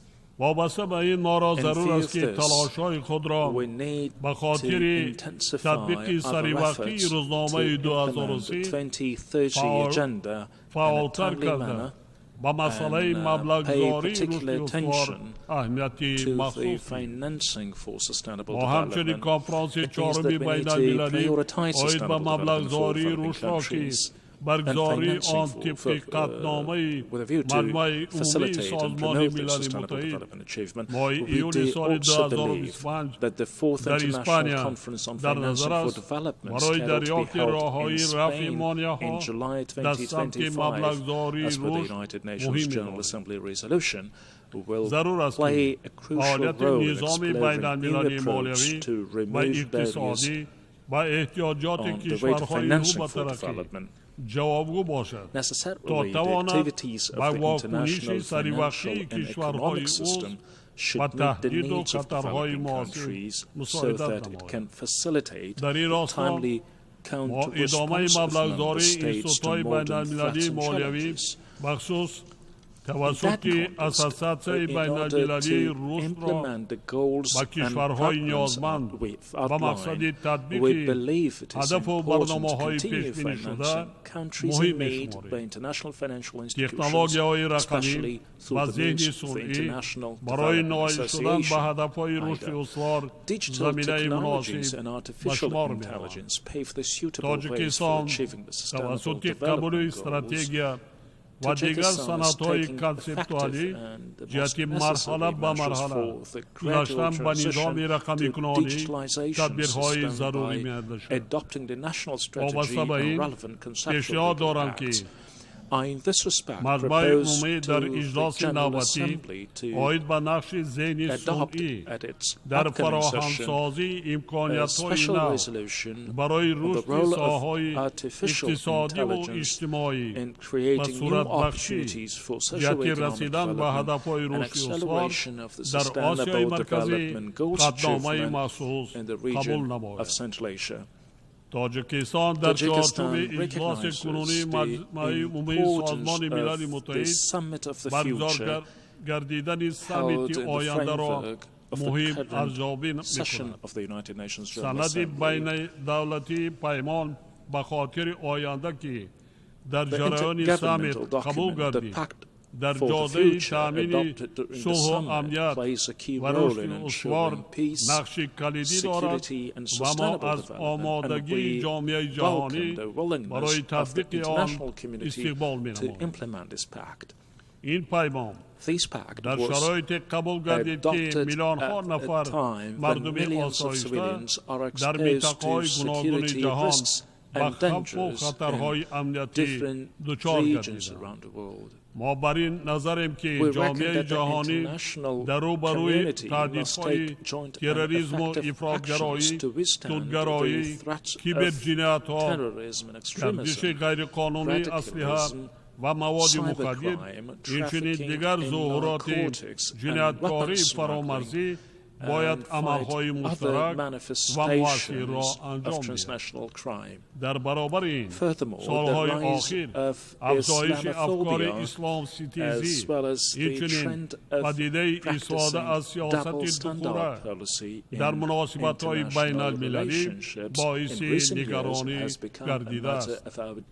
کشور ما در همکاری با سازمان ملل و نهادهای دخلداریان اینچنین دیگر شریکان جهت مقاومت با خطر و خطرهای امنیتی پیوسته اقدامهای مشترک را راه‌اندازی می‌کند. با این مقصد تاجیکستان و دولت کویت در همکاری با دفتر ضد تروریستی سازمان ملل ماه نوامبر سال جاری در شهر الکویت کنفرانس نوبتی را در دایره روند دوشنبه اوید به مبارزه با تروریسم برگزار می‌نمایند. باور دارم که این چهاربینی مسئله‌های پایداری امنیت و ثباتی فراگیر را در محور خود قرار داده و ادامه مکالمه وسیع و با اعتماد اینچنین تبادل تجربه و افکار سازنده در این جاده مساعدت خواهد کرد. حاضرین گرامی، در رابطه با مسائل امنیتی می‌خواهم تأکید نمایم که بحران فلسطین همانا باعث نگرانی عمیق کشوری ما می باشد. وضع فاجعه بار امروزه در آن منطقه بار دیگر ثابت می سازد که قضیه فلسطین راه حل نظامی ندارد.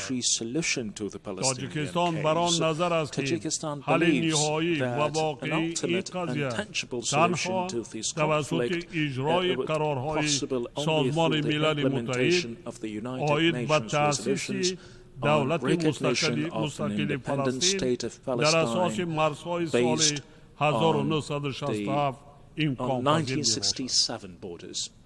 امید داریم که جانب‌های درگیر برای آتش بس و راه اندازی مذاکرات صلح اقدام کرده جامعه جهانی جهت احیای ثبات پایدار در فلسطین تدبیرهای مؤثر خواهد داشت.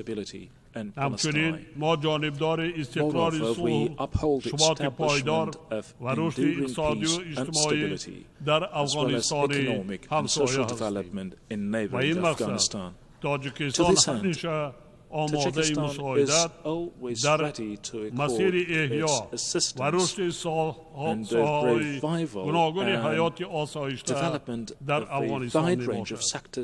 در برابر این از جامعه بین المللی باز هم دعوت می نمایم که با مقصد پیشگیری از بحران بشری کمک‌های خویش را به مردم اذیت کشیده افغانستان از جمله به منطقه‌هایی که در پی آفت‌های طبیعی ضرر دیده‌اند دریغ ندارند. حاضرین گرامی، از برگزاری کنفرانس آبی سازمان ملل متحد 2023 زیاده از یک سال سپری گردید. در اساس معلومات نهادهای مربوطه سازمان ملل، پیشرفت در ساحه آب و بهداشت با وجود بهبودی‌های علاید هنوز قانع کننده نیست. بنابراین تاجیکستان همچون کشور تشبثکار جهت تطبیق عهده‌داری‌هایی که از نتیجه کنفرانس آبی سال 2023 در روزنامه عمل آب برمی آید با همه طرف‌های منفعت‌دار همکاری فعال دارد. اجرای موفقانه این و دیگر عهده‌داری‌ها و هدف و وظیفه‌های مربوط به آب از شریکی مؤثر بسیار جانبه که روش‌های همگرایی و سلسله‌ای را تأمین می‌کنند وابسته خواهد بود. در رابطه با این استفاده پلتفرم روند آب دوشنبه را برای پیگیری نتیجه‌های کنفرانس آب سازمان ملل مهم می‌دانیم. باور داریم که روند آب دوشنبه و صفت میدان مکالمه وسیع جانبه‌ای منفعت دار برای آمادگی همه جانبه بر برگزاری کنفرانس آب سازمان ملل در سال 2028 در دوشنبه نقشی مهم خواهد بود. حاضرین گرامی، در منظر پیامدهای تغییر آب اقلیم جامعه جهانی را ضرور است که در جریان استفاده ذخیره‌های طبیعی و فعالیت بی‌میان ساحه‌های مختلف حیات انسان از ابتکارهای دستجمعانه کار بگیرد. سالهای آخر آفت‌های طبیعی در برابر خوشسالی‌های پی در پی مسائل‌های کشاورزی، محیط زیست و در مجموع با اقتصادیات کشورهای رو به ترقی خسارات زیاد وارد می‌نمایند. تاجیکستان نیز که 93% قلمروش کوسار میباشد، بنابر منتظم رو دادن آفت‌های طبیعی از تغییر آبی اقلیم آسیب پذیر است. آفت‌های طبیعی همه ساله natural disasters annually bring damage to the national economy of Tajikistan worth hundreds of millions of dollars, and unfortunately, in many cases, they cause death toll. تغییرآبی اقلیم باعث آبشوی با سرعت پیریاک‌ها و کاهش حجم آب دریاها در مناطق گوناگون جهان از جمله در آسیای مرکزی گردیده ایستاده است. این روند با بخش‌های واقعی اقتصاد ملی از قبیل انرژیتیک، صنعت و کشاورزی تأثیر منفی می‌رساند. تا امروز از 14,000 پیریاک تاجیکستان که سرچشمه اساسی آب آشامیدنی در منطقه می باشد، زیاده از 1,000 پر آب شده، سرعت آبشوی آنها رو به افزایش آن در حالی است که بارشات و پیریاک‌های تاجیکستان تا 6% منبع تشکل یابی ذخیره‌های آب آسیای مرکزی را تشکیل می‌دهند. ضمناً با تشبث تاجیکستان از جانب سازمان ملل اعلام گردیدن سال 2025 همچون سال بین المللی پیریاک‌ها برای رشد همکاری طرف‌های مرکزدار زمینه مناسب را فراهم می‌آورد. طبق قرار مذکور مجمع عمومی همچنین 21 مارس همه ساله همچون روز جهانی پیریاک‌ها مقرر گردیده. تحت سرپرستی دبیرکل سازمان ملل متحد فاند مقصدناک آید به حفظ پیریاک‌ها تأسیس یافته است. در این زمینه سال آینده در شهر دوشنبه کنفرانس اولین سطح بلند آید به مسئله پیریاک‌ها برگزار می‌گردد. با استفاده از فرصت از کشورها و سازمان‌های شریک دعوت می‌نمایم تا در کار این کنفرانس و طور فعال شرکت ورزند و سهم بگیرند. ما بر آن نظریم که این همایش مهم بین المللی که در همکاری با یونسکو و سازمان جهانی مترولوژی دایر می‌گردد، جهت ارزیابی مشکلات گلوبالی پیریاک‌ها و دریافت راه‌های مشخص حل آنها نقش مؤثر خواهد بود. همزمان با این ما از همه شریکان دعوت به عمل می‌آوریم که سهم مالیوی خود را در فاند بین المللی مقصدناک آید به حفظ پیریاک‌ها فعالانه گذرانند. قابل ذکر است که تاجیکستان در ادامه پیشبرد روزنامه حفظ پیریاک‌ها یک جا با فرانسه تشبث نوبتی را آید به اعلان سالهای 2025 2034 همچون 10 ساله عمل برای علم‌های یکشناسی پیشنهاد کرد. کشور ما بر اساس عهده‌داری‌های بین‌المللی خود از جمله بر پایه مقررات سازشنامه پاریس استراتژی ملی را آید به مطابق شوی و تغییریابی اقلیم تا سال 2030 قبول نموده است. مسلم است که یکی از راه‌های حل موفقانه مشکلات مربوط به تغییریابی اقلیم رشد اقتصادی سبز میباشد که در نوبت خود ضرورت رشد انرژی سبز را به بیان می‌آورد. با در نظر داشت این واقعیت کشور ما استراتژی رشد اقتصادی سبز را برای سالهای 2023 2037 قبول و مورد تطبیق قرار داده است. حالا ما 98% نیروی برق را از حساب ذخیره‌های هیدروانرژی کشور استحصال می‌کنیم و از روی حصه تولید انرژی سبز از منبع‌های تجدید شونده در جهان جای ششم را اشغال می‌نماییم. هدف از تطبیق نقشه‌های ما در این سمت تا سال 2037 و کشور سبز تبدیل دادن تاجیکستان می‌باشد. 37. Today, finding solutions to the daily issues of adaptation to climate change and reducing the severity of its negative consequences is considered one of the top priorities for the international community. We have the developed countries, the United Nations, and its specialized agencies, influential international financial institutions, and other international and regional multilateral entities will further continue to pay serious attention to these important and critical issues. We are convinced that the international community succeeds to achieve its common goals and objectives through the development of trustful dialogue, mutual understanding, and constructive, rewarding cooperation. I thank you for your attention.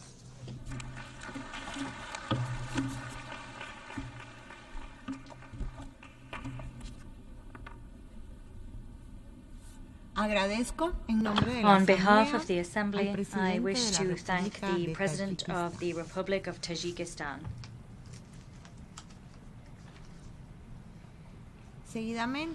The Assembly will now hear an address by His Excellency Gitanas Nausėda, President of the Republic of Lithuania. I request protocol to escort His Excellency and invite him to address the Assembly.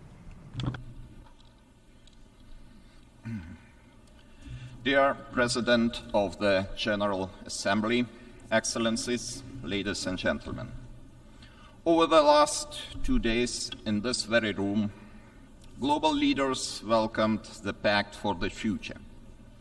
Together, we reaffirmed our commitment for multilateralism anchored in the 3 pillars of the United Nations: sustainable development, peace, and security, and human rights. These are all great and noble principles that have defined the essence of the United Nations systems since the end of the Second World War. Most significant global political developments, from decolonization to the end of the Cold War and the singing revolutions in Europe, have seemed to bring us closer to the bright future of peace, freedom, and human dignity. While this international rules-based world order was never perfect, it helped us to search for joint solutions.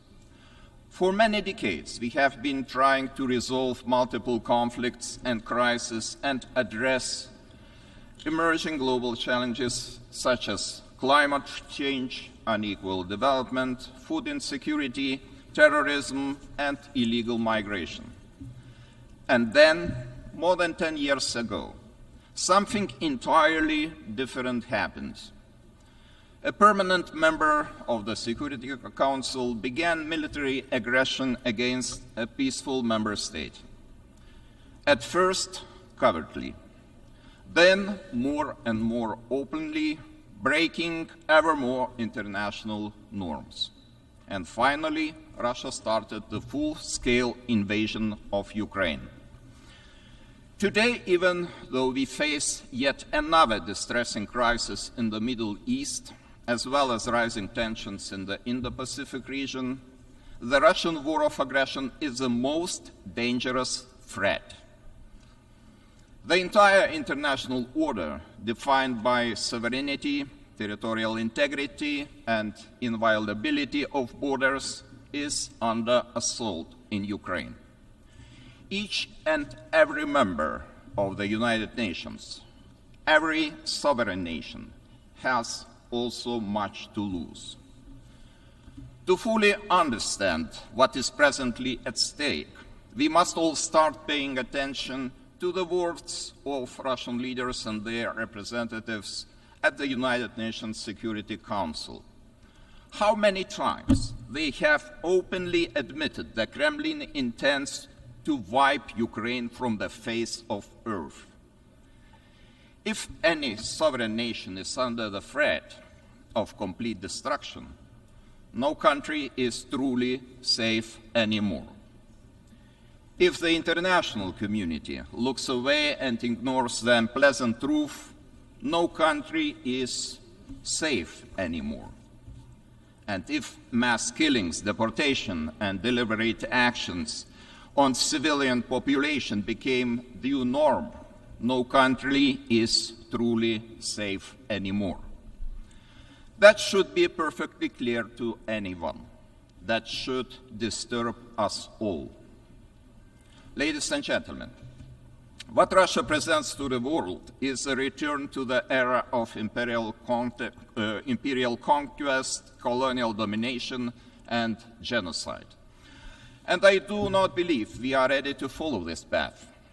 I do not believe any of us want to see powerful neighbors convincing themselves that from now on every dispute should be settled by force.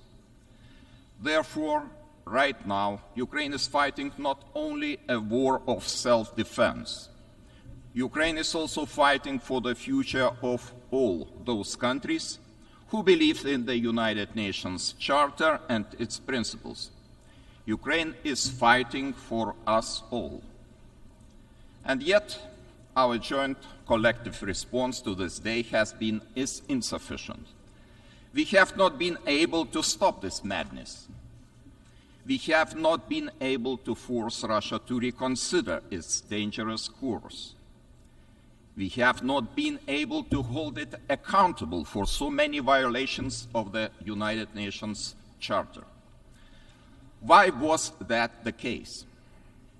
Because to this day, the aggressor is hiding under the cover of the Security Council's permanent membership, hiding in plain sight, mocking every one of us with its unrestricted veto power. It is a terrible blow to the very credibility of the United Nations system. And still we keep hearing some calls for Ukraine to surrender, to compromise on its sovereignty and territorial integrity, or to accept Russia's ultimatums. Why should the aggressor be rewarded? Why should appeasement work this time when it failed so spectacularly almost 90 years ago? Why should the victim agree to the demands of the aggressor, sitting safe in the Kremlin after so much bloodshed and loss of innocent lives? Ukraine is still fighting. Ukraine is still going strong, regardless of all the appeasers and doomsayers. And only Ukraine has the right to determine the actual conditions for peace. Meanwhile, we have the duty to support Ukraine, to restrict Russia's ability to wage war and ensure the accountability of those responsible for the crime of aggression and crimes against humanity, to reform the Security Council and to rebuild the credibility of the United Nations Charter. To withstand enormous pressure and win this war, Ukraine will need more military equipment, ammunition, medical supplies. Ukraine also urgently needs humanitarian and financial aid. This upcoming winter will be extremely difficult for the Ukrainian people. Constant deliberate Russian attacks on critical energy infrastructure have destroyed more than 80% of Ukraine's thermal energy generation and a third of its hydro generation. To prevent a humanitarian catastrophe, our assistance should be swift and focused on the energy sector. Lithuania calls on other parties, including Belarus, Iran, North Korea, and China, to stop providing Russia with military support, including the transfer of dual-use materials. More arms for Russia means more civilian deaths, more civilian infrastructure destroyed, more chaos. There is only one path towards comprehensive, just, and lasting peace: Ukraine's peace formula. It deserves universal support because it is based on the universal principles of the United Nations Charter: sovereignty, territorial integrity, and international law. Lithuania urges all peace-loving countries to actively engage in these efforts, including preparation for and participation in the next summit of the peace formula.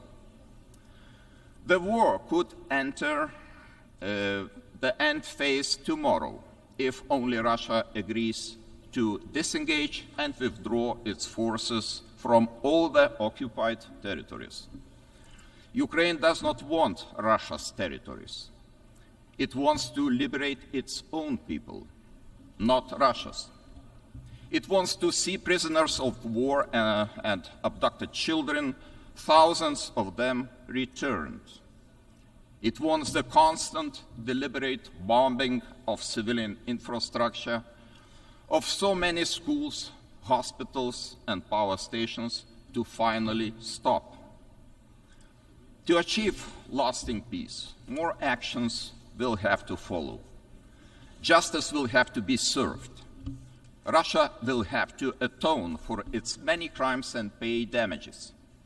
The main culprits of the war of aggression and numerous war crimes will have to stand before the court. Vladimir Putin is already under an arrest warrant by the International Criminal Court for his crimes, specifically unlawful deportation and unlawful transfer of children. Immobilized Russian foreign assets should also be used to pay for the damage done to Ukraine. Finally, we must all join forces in pushing for a comprehensive Security Council reform. There is simply no place for Russia in the Security Council, which was created to maintain international peace and security. Excellencies, Lithuania hopes to witness Ukraine's victory soon. Until this becomes reality, Lithuania's position remains steadfast. We will not recognize Russia's illegal annexation of any Ukrainian region, be it Crimea, Sevastopol, Donetsk, Kherson, Luhansk, or Zaporizhia. We will not stop demanding that Russia ends grave violations of human rights and fundamental freedoms in the occupied territories of Ukraine.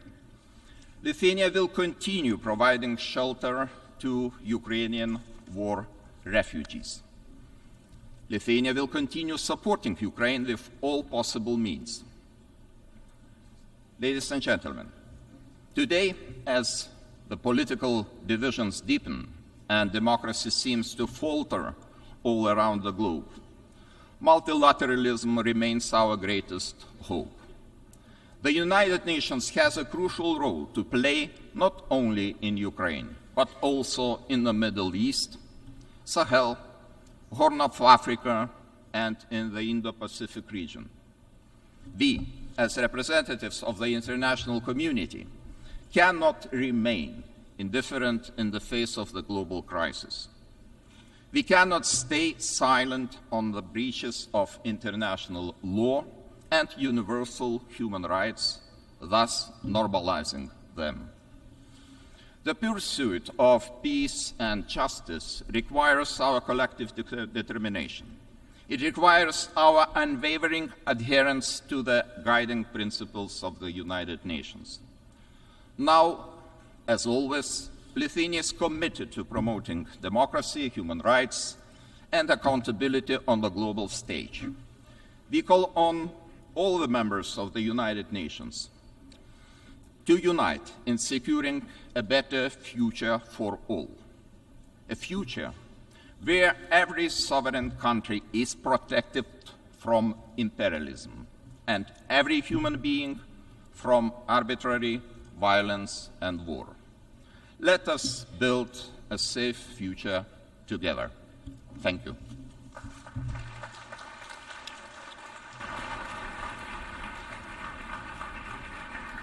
On behalf of the Assembly, I wish to thank the President of the Republic of Lithuania.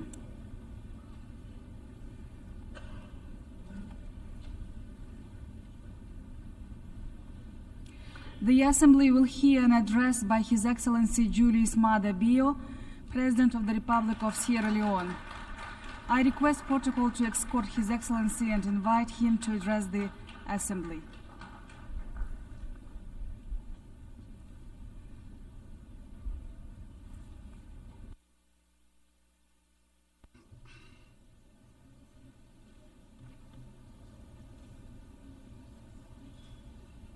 Madam President, I congratulate His Excellency Philemon Yang on his election as President of the 79th session of the United Nations Secretary General and express Sierra Leone's support to you during your tenure. I extend my deep gratitude to His Excellency Dennis Francis for his principled stewardship as President of the 78th session of the United Nations General Assembly. I appreciate and thank His Excellency Antonio Guterres, Secretary General of the United Nations, for his tireless effort and global leadership. Madam President, more than 30 years ago, Sierra Leone was plunged into a decade-long brutal civil war. More than 50,000 people were killed, and millions fled their homes as refugees and internally displaced persons. The situation in Sierra Leone at that time was not unique. Conflicts existed in other parts of West Africa, in Africa, and around the world. In Sierra Leone, however, we overcame our challenges with a common vision for peace through genuine dialogue, committed leadership, and action. Notably, the hard-won peace we enjoy is not without its fragility, and we remain vigilant in safeguarding it. Sierra Leone's peace journey exemplifies the values of ownership, engagement through dialogue, and our partnership with ECOWAS, the United Nations, and the broader international community, which yielded the peace dividend. This story has shaped our engagement at the United Nations Security Council since the commencement of our second tenure in January this year. For almost 9 months, Sierra Leone, as an elected member of the United Nations Security Council, has endeavored to be a voice of reason and a bridge builder with balance and objectivity. We will continue to promote respect for and adherence to international law and the UN Charter, ensure the protection of civilians, end impunity through accountability, and foster dialogue for the peaceful settlement of disputes. Our commitment to these principles is even more imperative now than ever before, as we are confronted with conflicts of great magnitude in the Middle East, Africa, Asia, and Europe. The need for a ceasefire in Gaza and the wider Middle East, as well as in Sudan, Eastern Democratic Republic of Congo, and Ukraine, is not just pressing, but urgent.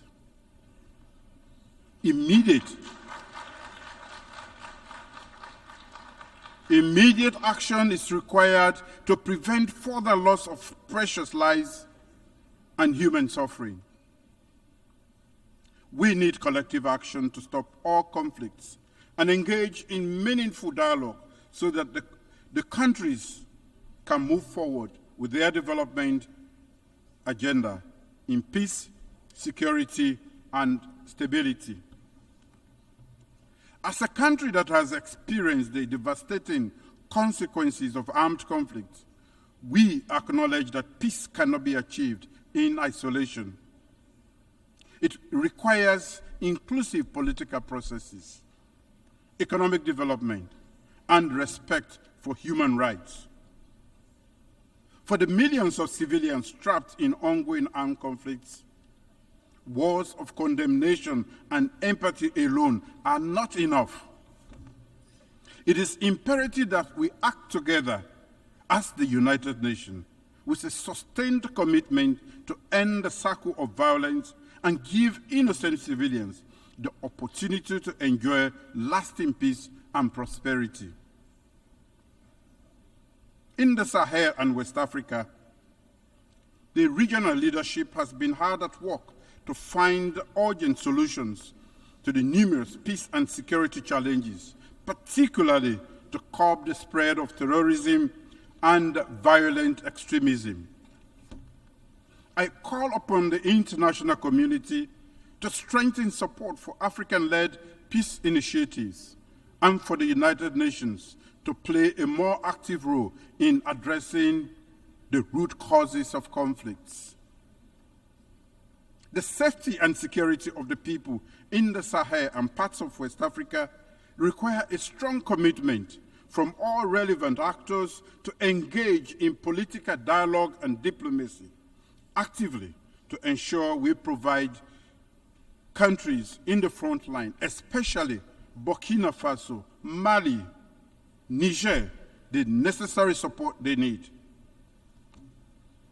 Commitment to political transition is necessary, but it should never be at the expense of the safety of vulnerable civilians. There can be commitment and action on both. I've called for meaningful dialogue and led by example by visiting the head of state of Burkina Faso before Sierra Leone assumed the presidency of the United Nations Security Council in August 2024. We need to build bridges, and this requires the international community's commitment to working with the regions to implement dialogue-based, region-led, and region-owned solutions.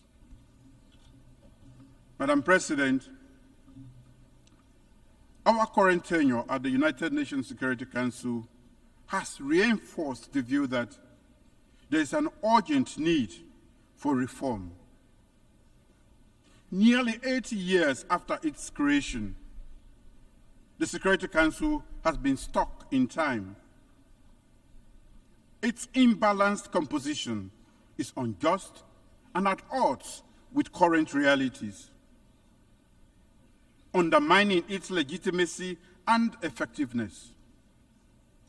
Unfortunately, Africa remains the unquestionable victim in all of this.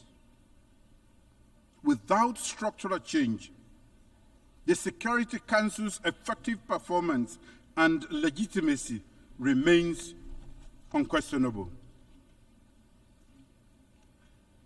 In a historic and successful debate, which I presided over during Sierra Leone's August presidency of the Security Council on addressing the historic injustice and enhancing Africa's effective representation in the Security Council, I spoke as a representative of the continent that has long been underrepresented in the decision-making processes that shape our world on matters of peace and security. That debate had an indisputable resonance. One, that the historical injustice being perpetrated against Africa must be rectified.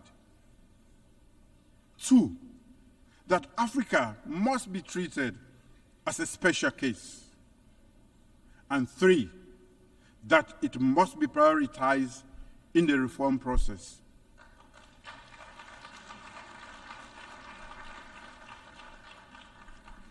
In expressing appreciation for the active and supportive engagement by the many interest and regional groups, as well as invited member states to the debate, the facts and issues are now clear to all. Africa has long been marginalized in global decision-making processes, and its voices are often drowned out. The legacy of colonialism, economic exploitation, and political marginalization has left deep scars on the African continent, thereby affecting its development, stability, and influence in international affairs. This results in a lack of meaningful representation on issues that directly affect the continent, such as conflict prevention, conflict resolution, peacekeeping operations, and sustainable development. Addressing contemporary global security challenges require the collective wisdom and cooperation of all nations, not just the privileged few or the most militarily or economically powerful. We urge that equitable representation of Africa, we argue that equitable representation of Africa will better equip the United Nations to tackle global challenges and foster a more just, fair, and peaceful world.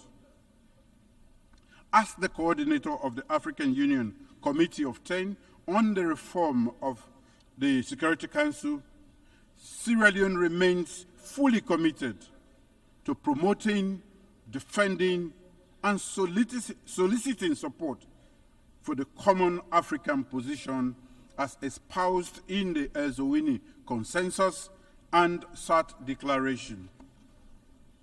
Africa, therefore, demands no less than 2 permanent seats with all the rights and privileges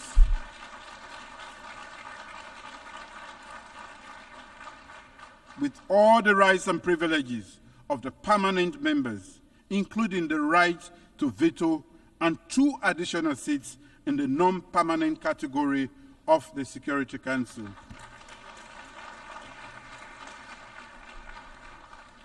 Sierra Leone welcomes the consensus that has emerged from the UN Secretary-General, from the UN General Assembly intergovernmental negotiations, as reflected in the Pact for the Future. And I quote, "To address the historical injustice against Africa as a priority, and while treating Africa as a special case, improve the representation of the underrepresented and unrepresented regions and groups," end of quote. Let us work together to redress historical injustice and recreate a Security Council that truly reflects the diversity of the world that we live in today.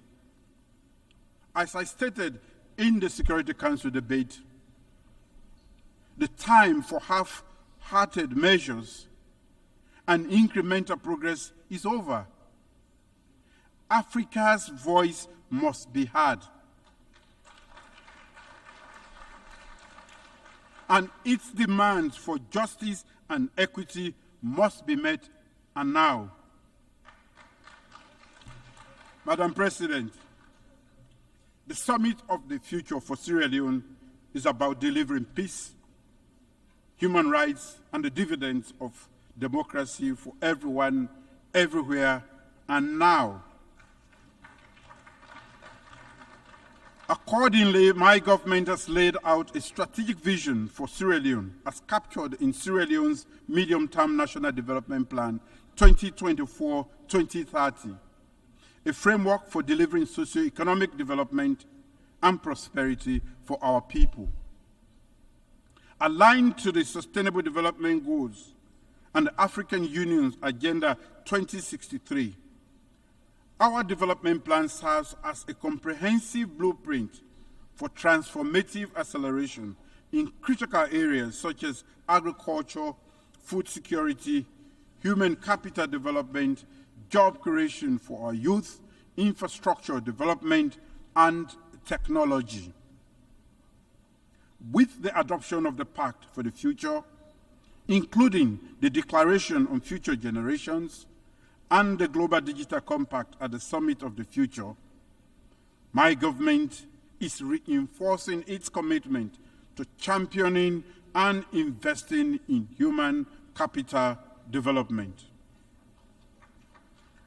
Human capital development is a profound commitment to our people's well-being and future. By investing significantly in education, healthcare, and agriculture, my government is laying the foundation for a prosperous and equitable Sierra Leone. Over the past 6 years, our achievements through our free quality education program, legislative reviews and governance reforms in the education sector, and radical inclusion strategy have been highly impactful, well acclaimed and seen as a good model for the world.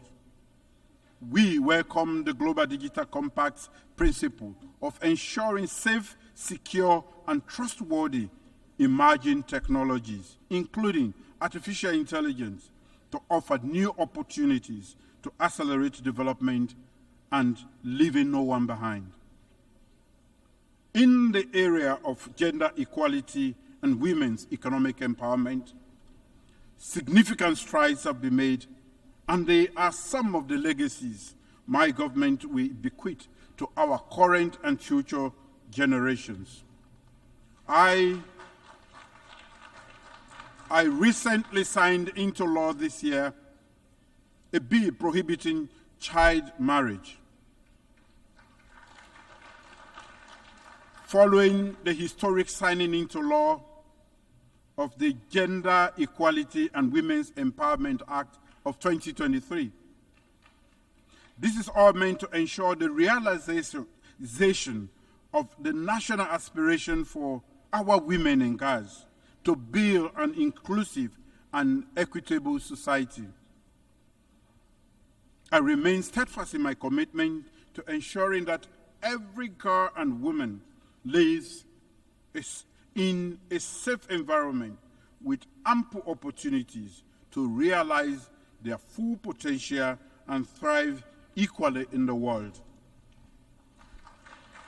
From prioritizing the women's peace and security agenda at the Security Council to adoption by the General Assembly of a resolution condemning all forms of sexual and gender-based violence, and urging all countries to provide victims and survivors with access to justice, reparation, and assistance. We will continue to advocate for women and girls across the globe. Therefore, I'm pleased to announce that Sierra Leone will commence preparatory work that will lead to the convening of a diplomatic conference to conclude an internationally legally binding instrument on access to justice for sexual violence survivors.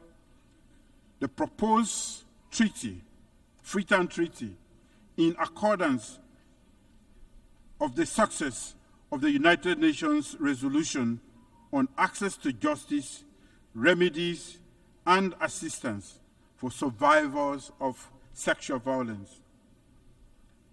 Madam President, leaving no one behind and acting together to achieve sustainable development similarly means that we have to end global economic inequalities and ensure that government in least developed countries can deliver on the dividends of democracy. The unmanageable debt crisis, lack of capital flow, the devastating impact of climate change and lack of climate finance, conflicts, and political instability around the world are increasing the odds of developing countries not achieving the SDGs. The role of development finance institutions in supporting the objectives of national development plans of low-income countries, particularly those emphasizing the SDGs, is of great significance to their socio-economic development. At the International Development Association for Africa Heads of State Summit in Nairobi, April this year, Sierra Leone unreservedly expressed its endorsement of the Nairobi IDA communique. The communique exemplifies the collective aspiration of the African heads of state present to raise the level of development support in Africa through the IDA 21 replenishment. I wish to re-echo that endorsement at this August gathering. IDA's affordable concessional finance allows African leaders to develop our economies, enhance education and healthcare, deal with increasing effects of climate change, and expand electricity and digital access without becoming buried in unsustainable debt. To conclude, Madam President, the end of the Second World War in 1945 did not only unite leaders, but also urged them to cooperate. This was the birth of multilateralism. As the African proverb says, our two hands do not wash themselves, they wash one another. As leaders, we must cooperate to achieve the purposes of this United Nations and deliver peace and security, stability and prosperity for our people. Divisions and unhealthy competition will only lead to humanity's destruction. We must ensure unity in diversity, where the rights of the weak and the minority are protected. So let us safeguard our multilateral system. Let us cooperate, acting together for the advancement of peace, sustainable development, and human dignity for present and future generations, leaving no one behind. Thank you.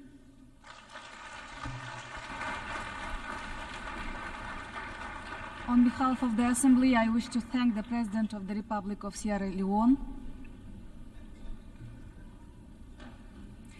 The Assembly will hear an address by His Excellency Aleksandar Vučić, President of the Republic of Serbia. I request protocol to escort His Excellency and invite him to address the Assembly.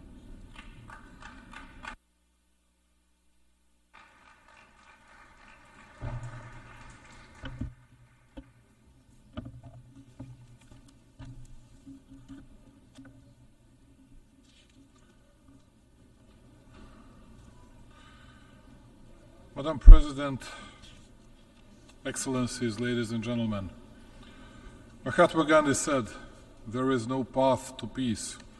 Peace is the path." In the same spirit of fraternal love and open heart, I address you today on behalf of the Republic of Serbia, a founding country of the United Nations, a country of freedom and justice. It is my honor to address you as President of the Republic of Serbia, the country on whose behalf I stand proudly before you today. A country that, despite the current global challenges, consistently perseveres in defending the principles of the Charter of the United Nations and international law, and that, through its activities and principled policy, strongly advocates the idea that is the main topic of this year's session. Ladies and gentlemen, when we talk about the current moment this year again, to my immense regret, I have to state that the situation in the world seems even more difficult and dark than a year ago. The tensions are growing and challenges are becoming more numerous and complex. What worries me the most is that despite our declaratory efforts for peace, development and prosperity of humanity, there is no end in sight to this geopolitical nightmare. I would not like to see the wise words of the former President John Fitzgerald Kennedy becoming the words of a prophet. mankind must put an end to war, or war will put an end to mankind. Today, mankind relies more on technology than it relies on mankind. This year, we are once again talking about tragic conflicts and destruction that bring suffering and enormous human losses, as well as about the numerous serious consequences that inevitably accompany armed conflicts. The Republic of Serbia and the Serbian people deeply sympathize and share the grief for all the lives lost in the conflicts happening around the world, including the tragic events in the Middle East and Ukraine. It is unforgivable that today, in the 21st century, we are talking about gruesome figures related to children who have died in conflicts. It seems absolutely incredible, but the world is on the verge of nuclear disaster and nuclear holocaust. In a desire to win and destroy the other one, step by step, we were getting closer to the verge of precipice, and eventually we got there. We live in a world where no one listens to anyone. There are only our arguments and our truth, while the other ones must disappear because they always endanger our or universally false values. We need to talk, even when we disagree. We need to restore the eroded credibility and authority of the United Nations. And I need to say, that's why Serbia will strongly support bigger presence of African country in the United Nations Security Council, and we believe that bigger African presence will mean a lot for the world's peace. We need to stop the practice of double standards being applied to restore faith in international law and the principles we all agreed on long ago. We must restore faith in peace, the only path that has no alternative. We owe that to every innocent victim anywhere in the world, to all the current and future generations. The future of the world in the next 5 or 25 years is a matter of our choice, but it is also our responsibility. All of us that have gathered here from all over the world did that for, we'd say, noble, but first and foremost for selfish reasons.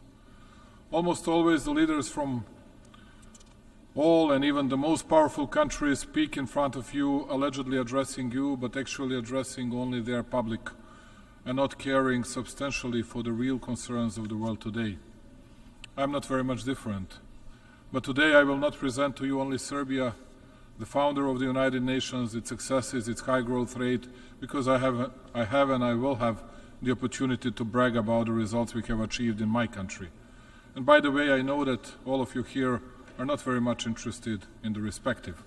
Today, I will speak about how the collapse of the modern world had started, about when and how the UN Charter was discredited, and when we stopped believing in law and started appeasing the force.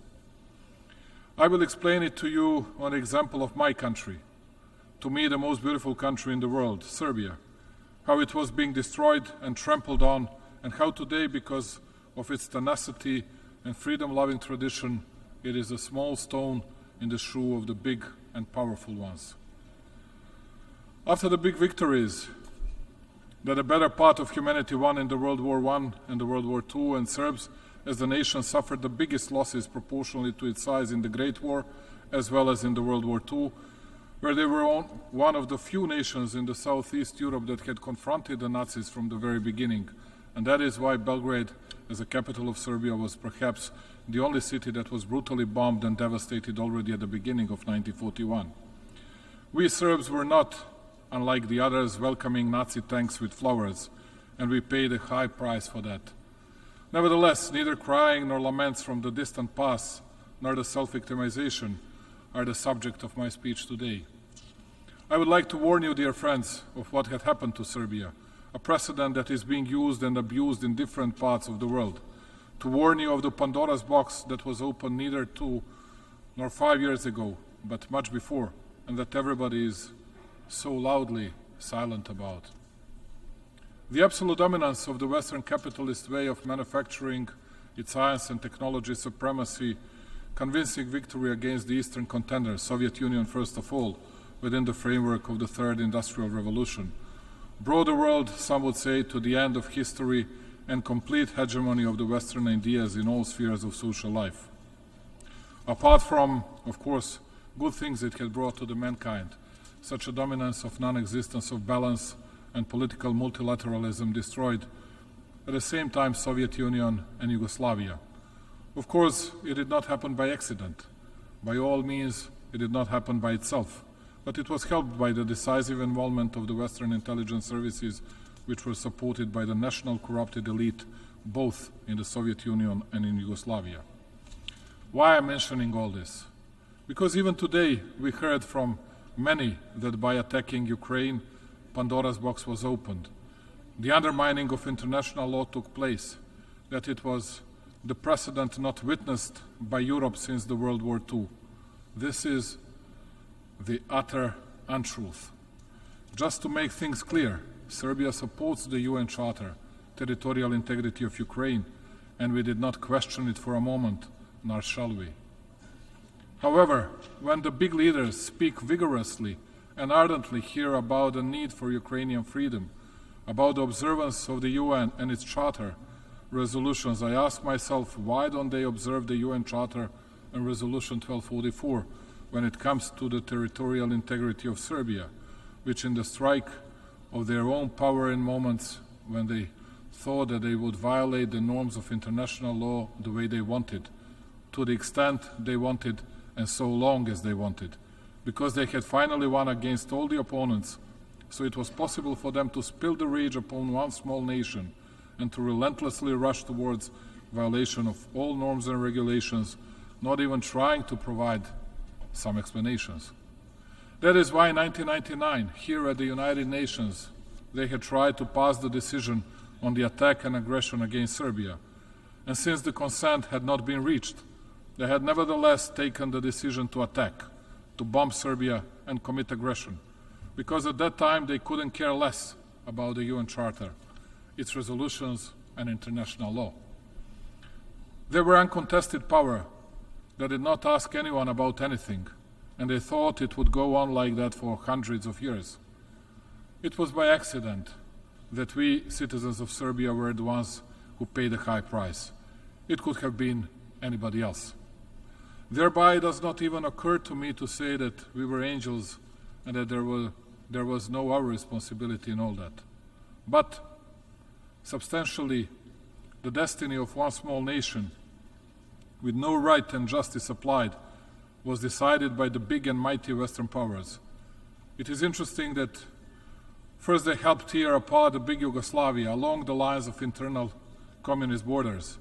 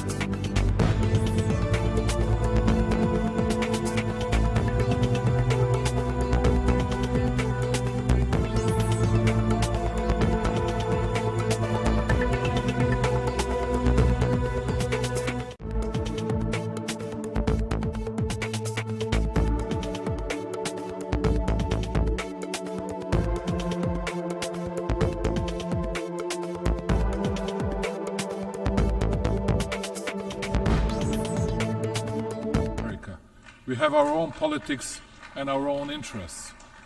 And that is why I want to ask you something and tell you that the only hope, not only for my country, which I love more than anything in the world, but also for your countries, to understand well the mechanisms of lies, the mechanisms of fraud in international relations, and to try to gather here in the most important organization, to try to change it, to try to respect it, because it is the only way to preserve peace. This way, the world is on the verge of disaster, and everyone is allegedly defending principles. No one admits any mistakes, and it is clear to everybody that there are no principles anywhere, nor anybody has them. Neither ones nor the others. Only the small ones that have nowhere else to go, and the principles are the only thing they can grasp. And the only thing that has left to the big ones, once they have crushed all the small ones, is to eat each other. And when the bite is no longer so easy and small, it is then that they remember the principles and accuse the others for violating those same principles. A representative of my country, Vladislav Jovanovic, exceptional Serbian diplomat, very respected one, on that 24th of March 1999, when the aggression against Serbia started in the Security Council of the United Nations, on behalf of the government of the then Federal Republic of Yugoslavia, made an urgent appeal to all countries to categorically oppose to aggression against our country. And just hear his words 25 years after.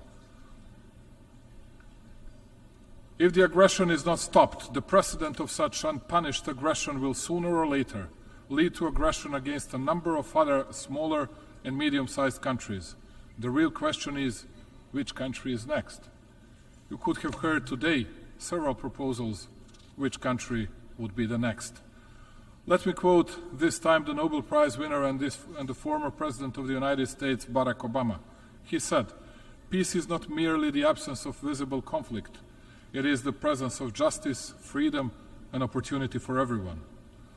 The unreasonable nature of the policy pursued by Pristina, so-called Kosovo authorities, the fanaticism and the persecution of everything Serbian in Kosovo and Metohija is reflected in a series of disturbing moves, from the ban on payments in the Serbian currency, dinar in Kosovo and Metohija, which has lasted for more than 6 months, and the ban on postal services, which is unique in the world, even for conflict areas, and which endangers the daily life of Serbs and other non-Albanian population, up to the ban on the visit of the head of the Serbian Orthodox Church, Porfirije, to the Patriarchate of Peć. Can the intrusion of the armed special so-called Kosovo police on 9th of September into the premises of the Support Me Association, made up of parents and children with developmental disabilities, be described as anything other than brutality and cruelty, as well as insanity? Real and lasting peace can be reached only by justice and respect for human rights, Nelson Mandela said. And how can there be peace in Kosovo if the legal order and fundamental rights of one entire nation are being systematically undermined? After everything the aforesaid, the key question today is, what is the path for Serbia and how can we resolve this situation? First and foremost, Serbia is on its European path, and it sincerely wants to be a part of the European Union. Serbia's economy is the most successful economy today in the entire Western Balkans region.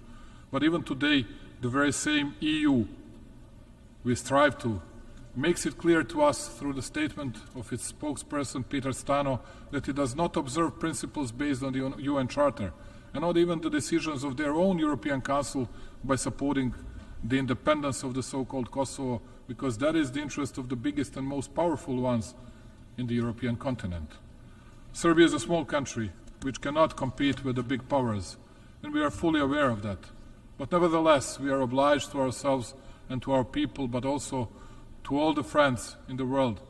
And that obligation is not to lie to anyone, but to tell the truth to everybody. Since all these big ones are interested neither in law nor in truth, there is nothing left to small but proud Serbia, but to be dedicated and committed to its economic progress, accelerated growth, new technologies and innovation, to look towards the future and to wait for the moment when the principles of international law observance will be brought back to the world's political stage. We will remain committed to the dialogue with Pristina and under the auspices of the EU, and we will fight to preserve peace. There is only one thing that we will never give to anyone, that is freedom and independence of Serbia. As the President of Serbia, I believe in a world based on real and not false values, and I believe that the strength of the developing countries, all of us who have raised our heads and who dare to say the truth, will be a foundation of a new, different, and a better world. I thank you very much. On behalf of the Assembly, I wish to thank the President of the Republic of Serbia,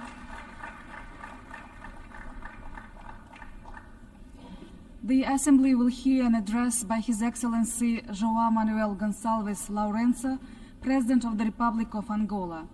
I request protocol to escort His Excellency and invite him to address the Assembly.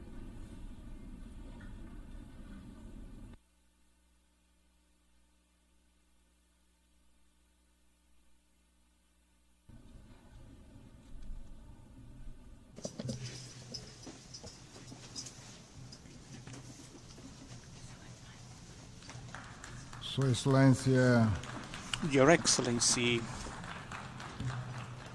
Sua Excelência Philemon President of the 79ª Sessão da Assembleia Geral das Nações Unidas, Sua Excelência António Guterres, Secretário-Geral das Nações Unidas, distinguished heads of State and Government, heads of delegation, minhas senhoras, meus senhores.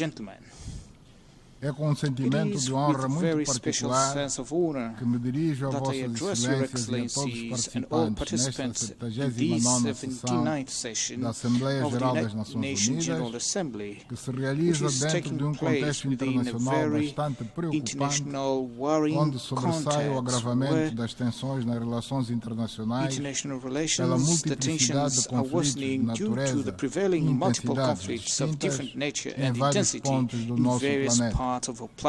Afigura-se naturalmente compreensível que em presença de um ambiente de instabilidade e insegurança tão elevada seja muito mais difícil realizar os grandes objetivos de desenvolvimento sustentável e outros traçados por esta organização, para que consigamos alcançar todas as metas a que nos propusemos.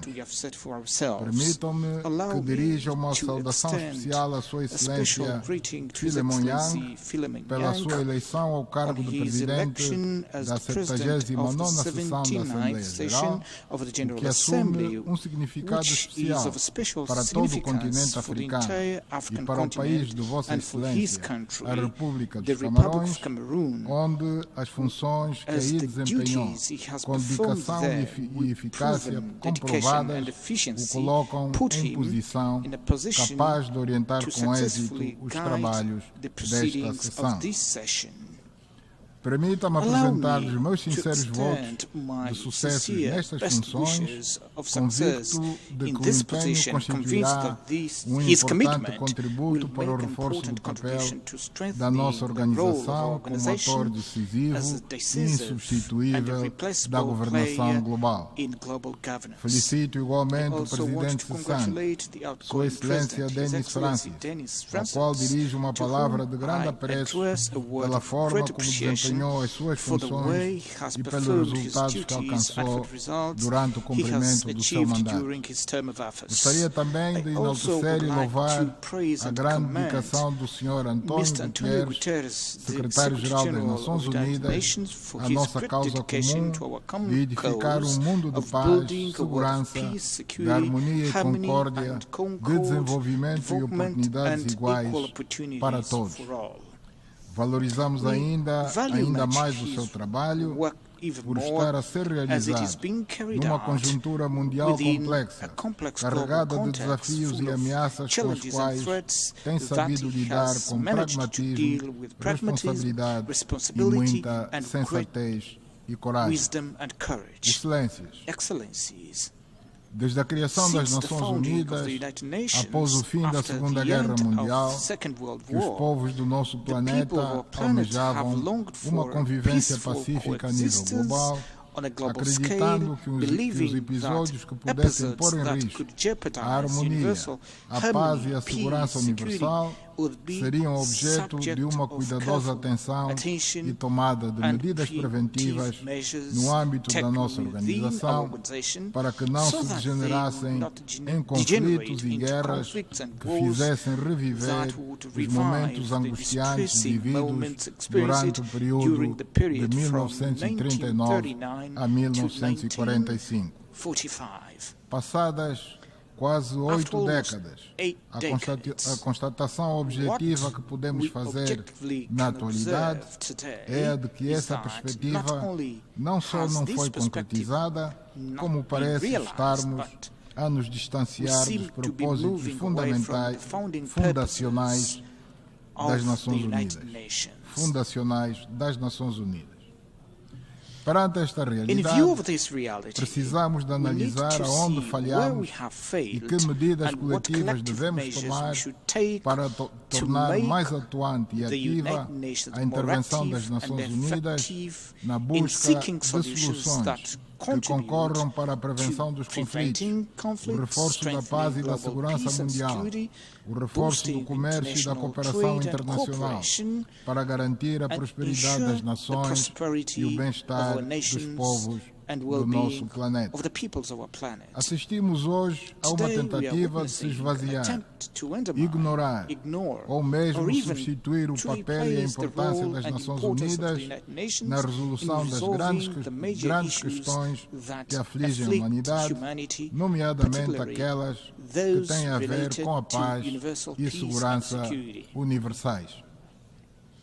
Neste contexto, não existe palco mais adequado do que esta magna Assembleia para inverter esta realidade e assumirmos a urgente necessidade da reforma desta instituição, colocando especial ênfase na adequação do Conselho de Segurança às realidades do mundo contemporâneo. O seu atual formato e composição ainda refletem a realidade do pós-guerra, em muito ultrapassada pelo tempo e desenvolvimento de outras regiões do planeta, muitas delas de países então colonizados, que hoje são países independentes, membros das Nações Unidas. A reforma do Conselho de Segurança da Organização das Nações Unidas e das instituições financeiras internacionais saídas de Bretton Woods afigura-se urgente e premente para dar voz aos países do sul global, nomeadamente à África, à América Latina, ao Médio Oriente e ao subcontinente indiano. O imperativo do multilateralismo deve prevalecer como o único quadro verdadeiramente capaz de salvaguardar os interesses comuns a toda a humanidade, em cujo âmbito devemos reafirmar o nosso resoluto compromisso com a diplomacia, o diálogo inclusivo e o recurso a meios pacíficos para a resolução de conflitos. É dentro deste espírito que a República de Angola está profundamente empenhada no processo de busca de soluções para conflitos em África, dando aqui nota de que o esforço maior neste momento centra-se no conflito que se desenvolve no leste da República Democrática do Congo, sem descurarmos os que ocorrem no Sudão e na região do Sahel. No quadro do processo de Luanda, foi alcançado um cessar-fogo no leste da RDC, que entrou em vigor no passado dia 4 de agosto do corrente ano. Para que se consolidem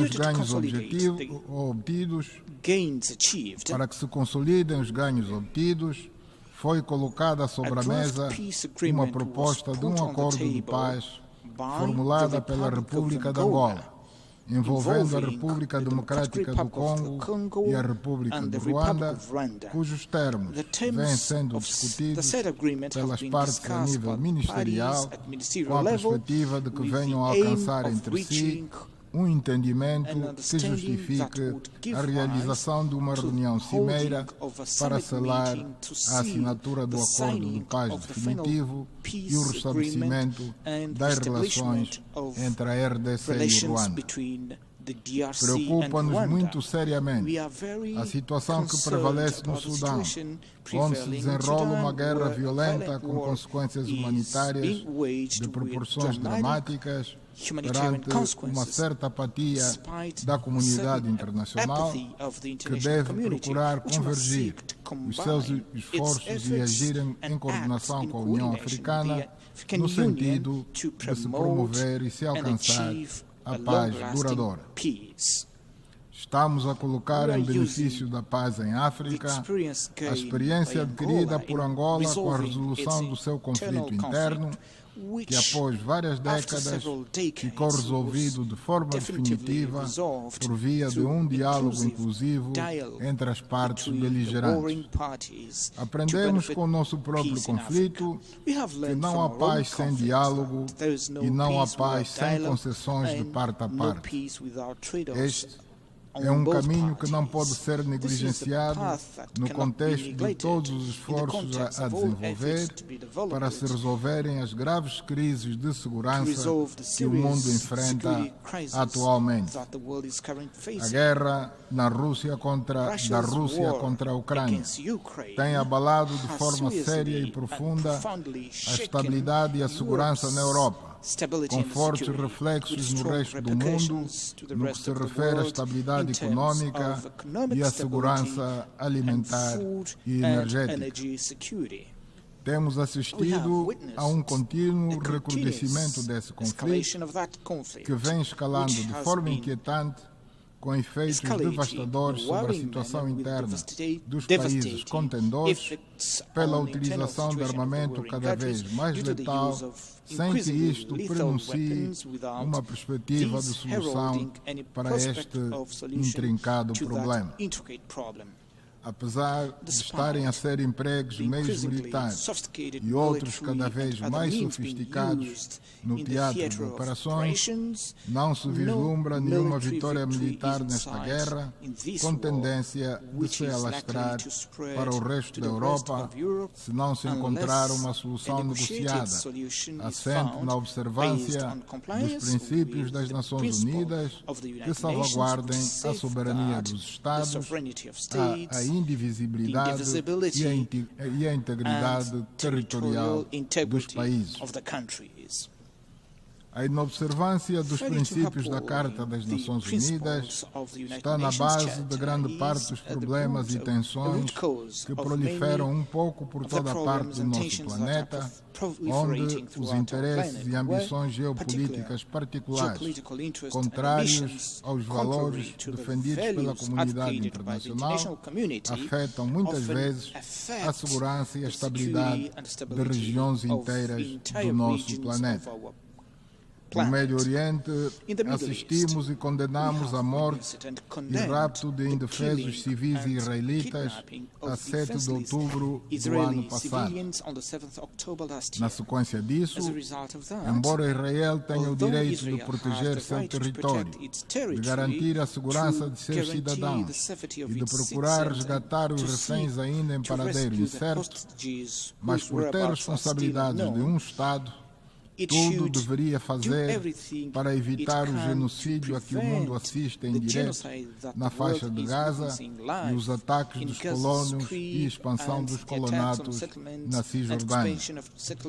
Neste conflito, as principais vítimas são seres humanos indefesos e vulneráveis, nomeadamente crianças, mulheres, velhos e doentes, mortos indiscriminadamente não só pelas bombas da aviação e artilharia, mas também por estarem impedidos pela força das armas de aceder e usufruir dos mais elementares direitos, de acesso aos alimentos, à água potável, aos medicamentos, à habitação e assistência médica e medicamentosa, pela destruição das principais infraestruturas escolares, hospitalares, habitacionais, energéticas e outras. Assistimos à morte em números alarmantes de jornalistas de cadeias internacionais, de funcionários das Nações Unidas e de trabalhadores de organizações humanitárias internacionais, o que é inaceitável e condenável. Não se pode continuar a permitir que em apenas 11 meses, num pequeno território sem escapatória, sejam mortas perto de 43 mil pessoas e que seus autores não sejam responsabilizados pela comunidade internacional. A comunidade internacional não pode ficar indiferente a esta situação que ameaça a existência do povo palestino, que tem o mesmo direito a viver em paz e segurança no território dos seus ancestrais, tanto como o povo judeu também tem.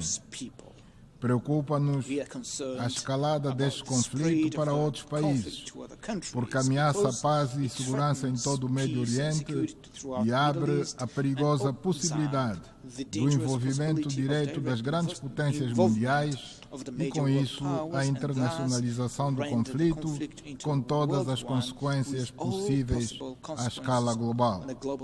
Estamos perante um facto que, mais uma vez, coloca em destaque o papel das Nações Unidas, as suas decisões e resoluções, que, se forem estrita e rigorosamente observadas, resolvem o impasse à volta da criação do Estado soberano da Palestina, única via capaz de pôr um fim definitivo ao problema que o Médio Oriente enfrenta há décadas.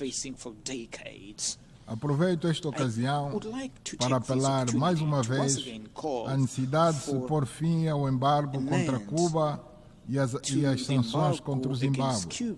A atual presidente em exercício da nossa Comunidade Econômica Regional, a SADC, por serem injustas e desumanas, por aumentarem o sofrimento de seus povos e entravarem sobremaneira o desenvolvimento econômico e social daqueles países.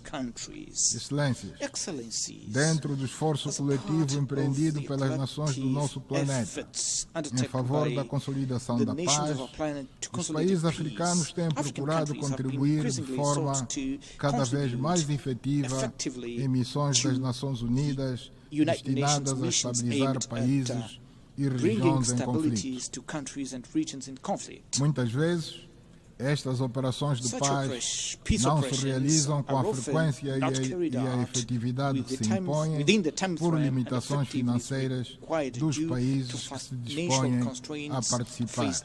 Felizmente, esta condicionante parece estar finalmente ultrapassada ao nível do Conselho de Segurança, o que representa um passo determinante no reforço da operacionalidade e efetividade das missões de paz e estabilidade lideradas pela União Africana, que dispõe doravante de um mecanismo de financiamento mais adequado às suas operações. Saúdo vivamente estes desenvolvimentos, sobretudo porque a África quer estar cada vez mais presente, não só na abordagem, como também nos processos de decisão e resolução relativos aos grandes temas mundiais. Excelências, pretendemos ser parte da construção de uma nova arquitetura financeira internacional, em cujo âmbito se impõe uma colaboração mais estreita entre os Estados, com vista a um combate efetivo ao fluxo ilícito de capitais e à recuperação dos ativos, que é, muitas vezes, incompreensivelmente dificultada pelos países que detêm os fundos sob seu controle. É importante fazer notar que os recursos que advêm da recuperação de ativos têm um efeito direto sobre a implementação dos Objetivos de Desenvolvimento Sustentável e, por conseguinte, sobre a melhoria das condições gerais de vida das populações. Angola tem tido importantes progressos na luta contra a corrupção, com casos concretos de cidadãos julgados e condenados que viram seus bens recuperados a favor do Estado por força das sentenças ditadas julgadas em tribunal e confirmadas pelo competente Tribunal de Apelação. No que diz respeito à recuperação de ativos, tivemos 2 casos de sucesso em que contamos com a atitude bastante responsável e de respeito à nossa soberania por parte das autoridades do Reino Unido, que devolveram a Angola 2,5 mil milhões de dólares americanos que estavam num banco em Londres, sendo justo reconhecê-lo publicamente a partir desta tribuna mundial. Lamentavelmente, nem todos os países que aceitaram receber esses ativos da corrupção, sem questionar na altura as origens dos mesmos, respeitam hoje as sentenças dos nossos tribunais, que são de cumprimento obrigatório. Alguns desses países se arrogam mesmo ao direito de questionar a credibilidade dos nossos tribunais, quase que querendo rever as sentenças emitidas pelos mesmos, como se de órgãos de apelação extraterritoriais se tratasse. Esses ativos são propriedade dos nossos Estados já empobrecidos ao longo do período colonial. Vamos, por isso, continuar a lutar com todas as nossas forças para a recuperação dos ativos desviados do erário público e que muita falta fazem para a construção de infraestruturas escolares, hospitalares, de energia e água, rodoviárias e outras. Excelências, minhas senhoras e meus senhores, a República de Angola defende a implementação urgente de reformas que conduzam a uma representatividade mais justa dos países africanos no seio das principais instituições financeiras internacionais, para defendermos a tomada de decisões e a elaboração de políticas que impactam no cotidiano das populações dos países-alvo das mesmas. Estamos firmemente empenhados em não deixar ninguém para trás, atuar em conjunto para a promoção da paz, do desenvolvimento sustentável e da dignidade humana para as gerações presentes e futuras.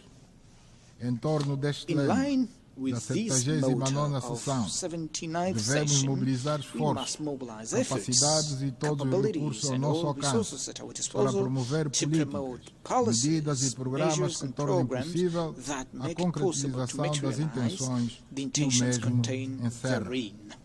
Minhas senhoras, excelências, minhas senhoras, meus senhores, a República de Angola realiza um grande esforço para colocar o país na rota do progresso e do desenvolvimento, na base de políticas que estabelecem prioridades contidas no Plano de Desenvolvimento Nacional, que tem como eixos principais a diversificação da economia, a redução da dívida pública, a mobilização de receitas internas, a otimização da despesa pública nas áreas prioritárias da saúde e da educação e da execução de programas específicos de proteção social.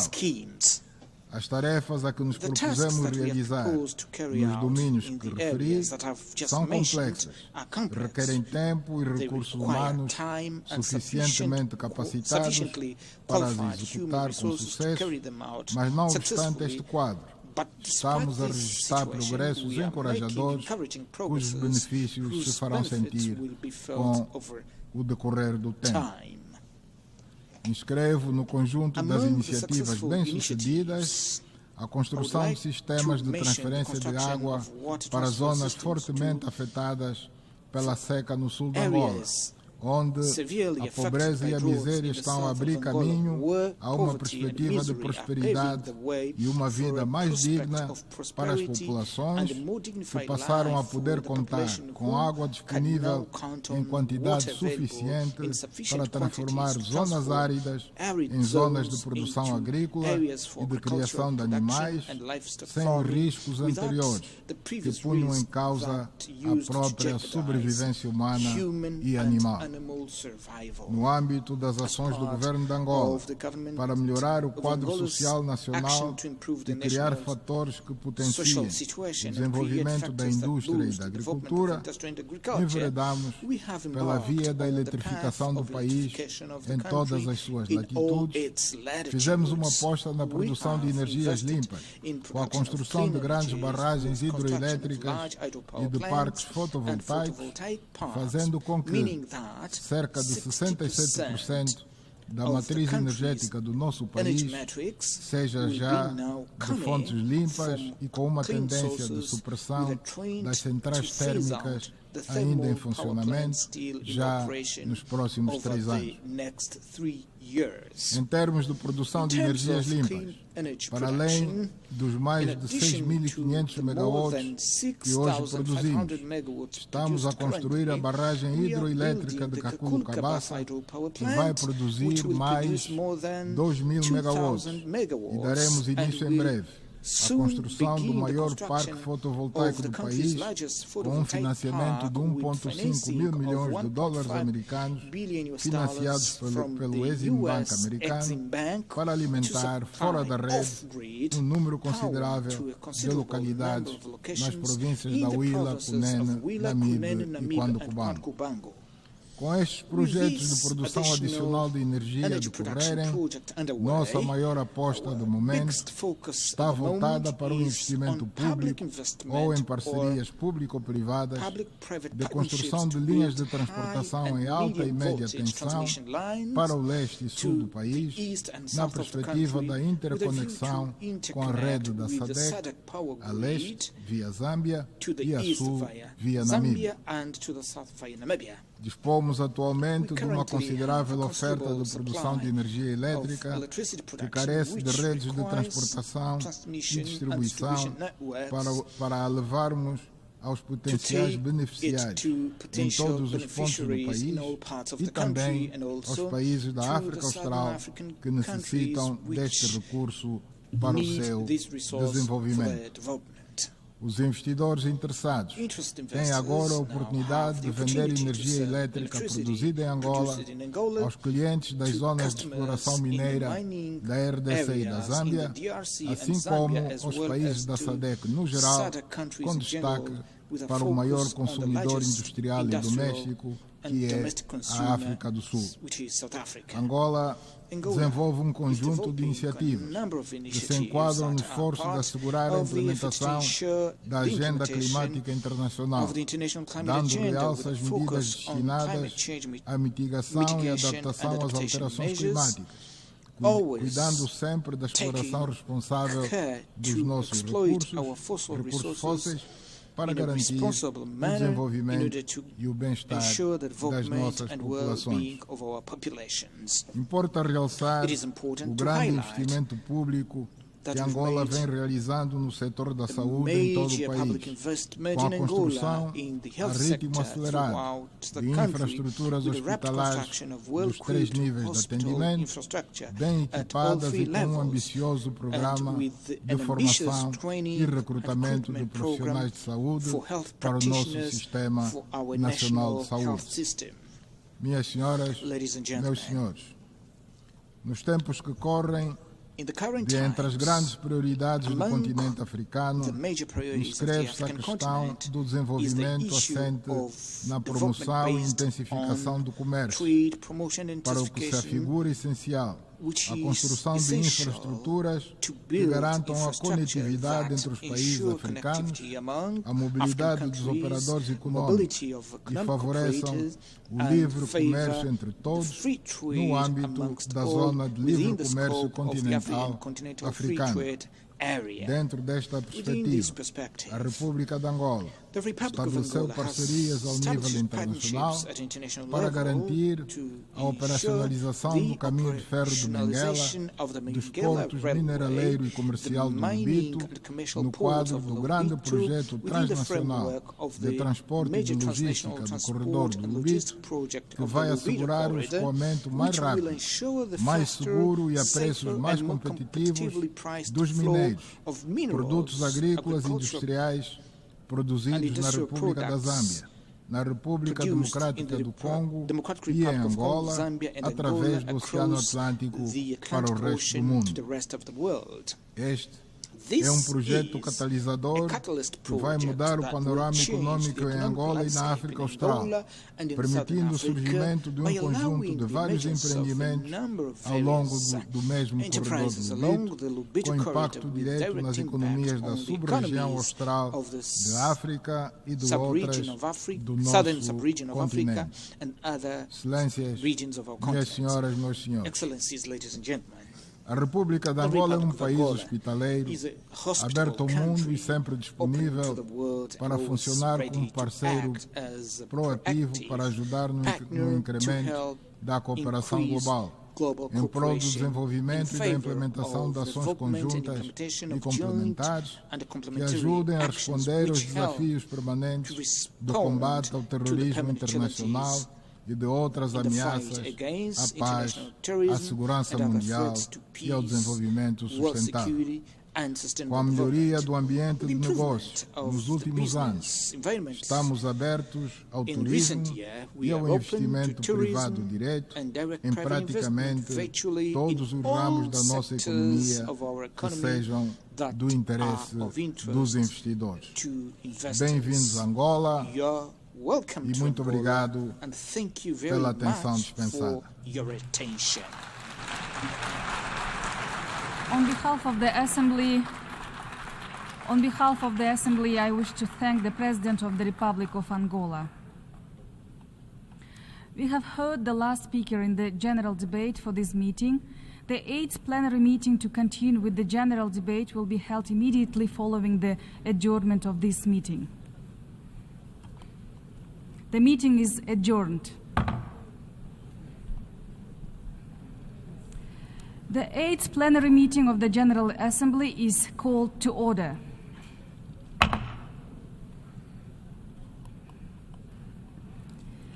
The Assembly will hear an address by His Excellency Mohammed Ould Sheikh Al Ghazouani, President of the Islamic Republic of Mauritania. I request protocol to escort His Excellency and invite him to address the Assembly.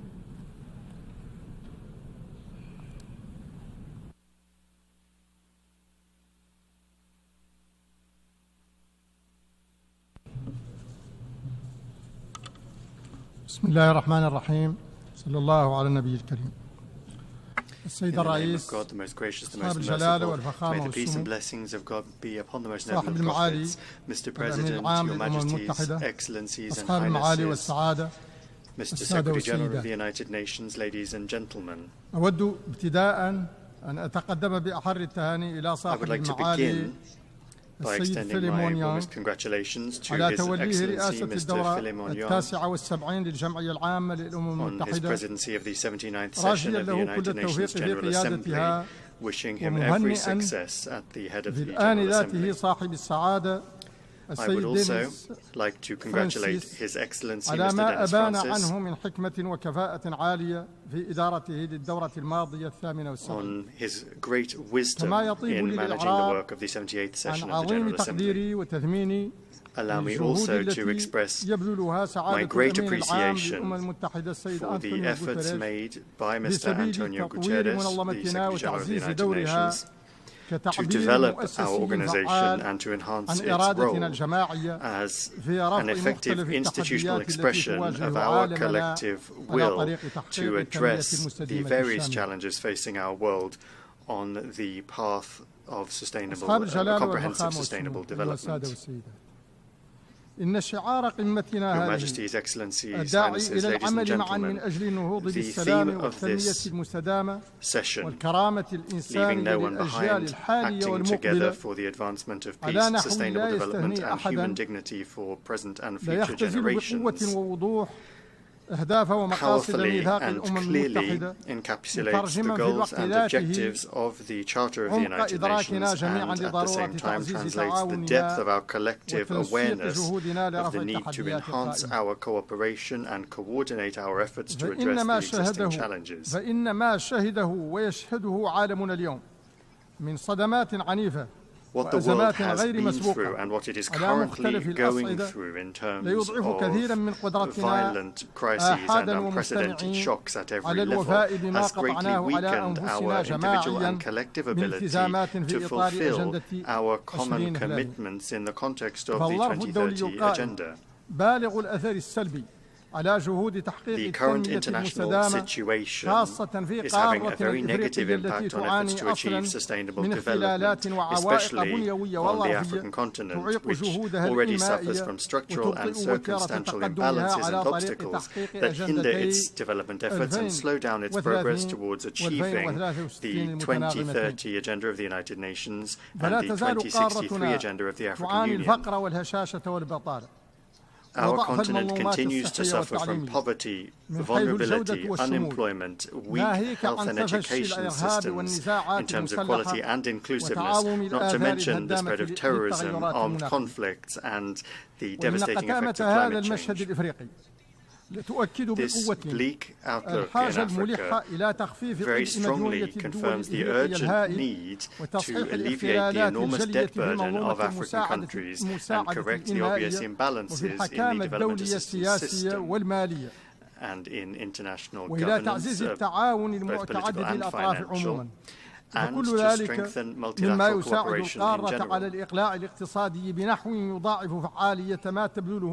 This could bring the continent towards economic growth in a way that doubles the effectiveness or to redouble efforts to fulfill the commitments made by countries vis-à-vis the 2030 Agenda and the international community. In the Islamic Republic of Mauritania, جعلنا من تحقيق أهداف التنمية المستدامة هدفا مركزيا تتكامل في العمل على تحقيقه كل سياسات العموم. وقد تمكنا وإن بنحو طفيف من تحسين مؤشرات العديد من أهداف التنمية المستدامة في بلادنا. كما يعكس ذلك تحسن ترتيبنا بين الدول في التقرير الأممي حول التنمية المستدامة لسنة 2024. ومع ذلك وما ذاك إلا بفضل ما بذلناه من جهد مكثف في سبيل تكريس دولة القانون والمؤسسات القوية وتقوية الديمقراطية والحريات الفردية والجماعية واعتماد سنة الحوار والتشاور أسلوبا ثابتا لإدارة الشأن العام ودعم استقلالية القضاء واعتماد الشفافية ومحاربة الرشوة وكل أشكال الفساد إداريا كان أو ماليا. وكذلك بفضل جهودنا المتواصلة لحماية وتقوية حقوق الإنسان من خلال مكافحة مخلفات الرق وأشكاله الحديثة والاتجار بالبشر وحماية حقوق المرأة والطفل ومحاربة الهجرة غير النظامية والجريمة العابرة للحدود. نضاف إلى ذلك ما استطعنا بحول الله وقوته وبفضل التنفيذ الناجع لاستراتيجيتنا الأمنية المندمجة توفيره من أمن وسلم واستقرار على رغم ما فشى في المحيطين الإقليمي والدولي من عنف وإرهاب وتأزم سياسي واجتماعي.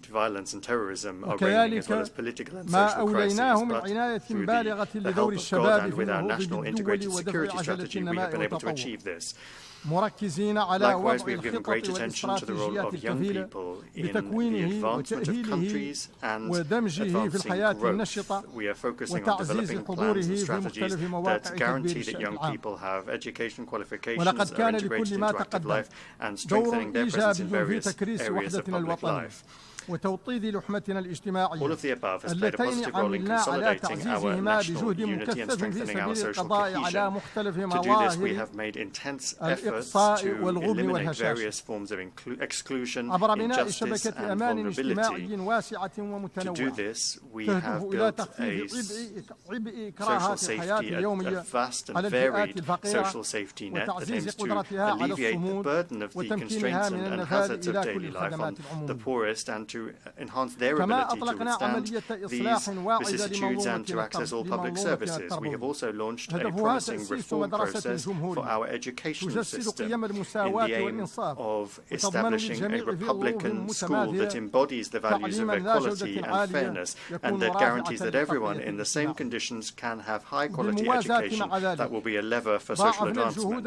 In parallel, we have redoubled our efforts to expand and improve the scope of health services that we offer to our population and to ensure access to medicines. We have created a health insurance system for citizens not covered by traditional insurance programs. In addition, we are providing some basic medical services free of charge, especially for mothers, older persons, and persons with disabilities. بما للتغيرات المناخية والتحديات البيئية عموما We are aware of the negative repercussions of climate change and environmental challenges in general on our planet, the economy, society, and political and security implications, particularly in the African continent and the Sahel in particular. We have worked to reduce our carbon emissions by 11% and to raise the share of renewable energy in our total energy mix to 50% by 2030.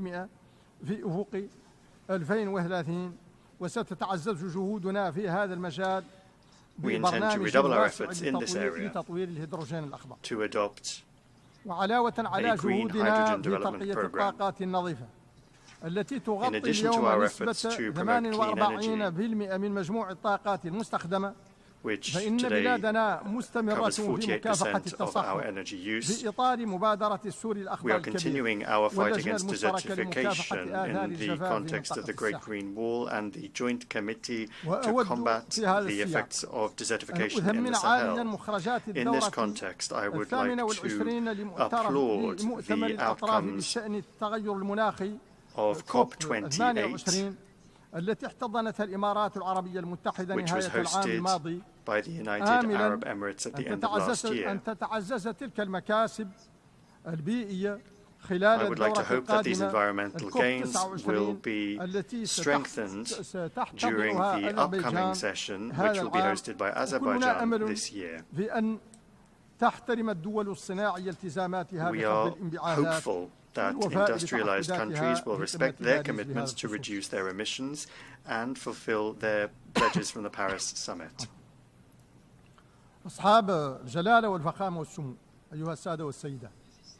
Majesties, Excellencies, Highnesses, ladies and gentlemen, we are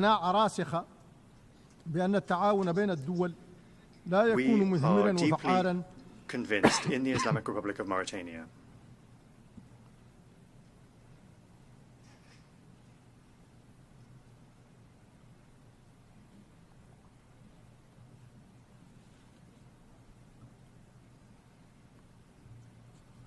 إن لدينا في الجمهورية الإسلامية الموريتانية قناعة راسخة بأن التعاون بين الدول لا يكون مثمرا وفعالا إلا بقدر ما يكون قائما على الصداقة والثقة The effectiveness of cooperation between states depends on relationships based on friendship, trust, and mutual respect. Therefore,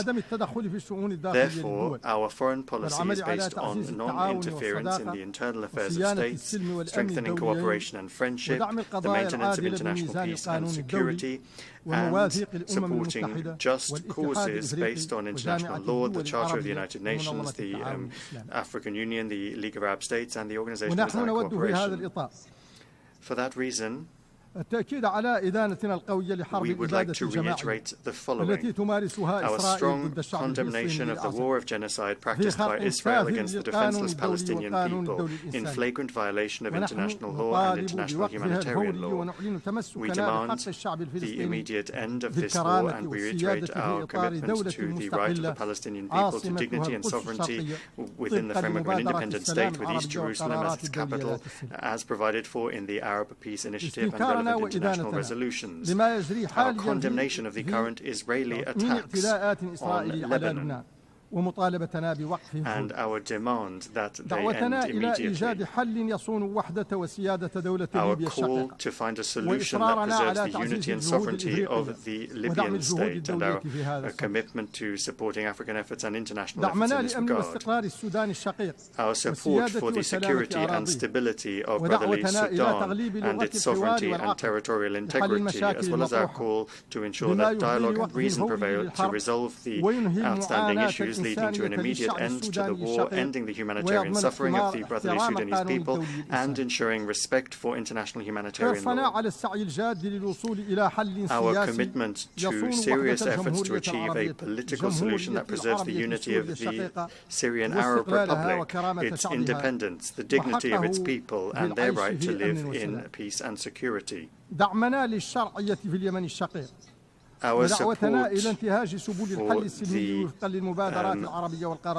brotherly Yemeni people and our peaceful solutions in accordance with Arab initiatives and the relevant international resolutions, our firm position on the conflict in Western Sahara, and our support for the efforts of the United Nations and all relevant Security Council resolutions aimed at finding a lasting solution that is acceptable for everyone.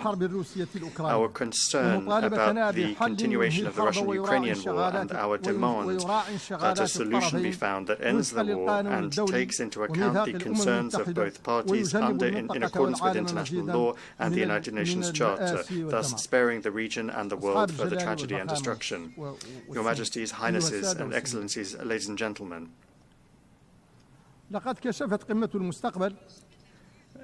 Summit of the Future, which concluded its work yesterday, revealed how aware we are of our collective responsibility towards our common future. Through what was adopted in terms of measures and plans, the summit confirmed that we are still able to make this future one of security, peace, prosperity, comprehensive sustainable development that will not exclude any people or country. Let us therefore strengthen mutual trust, intensify our multilateral cooperation, and accelerate the reform of international political and financial governance rules so that they are more just, more balanced, and more equitable. And then, God willing, we will be able to save our planet from perdition and secure a bright future for current and future generations. Thank you. On behalf of the Assembly, I wish to thank the President of the Islamic Republic of Mauritania. The Assembly will hear an address by His Excellency Sadir Japarov, President of the Kyrgyz Republic. I request protocol to escort His Excellency and invite him to address the Assembly.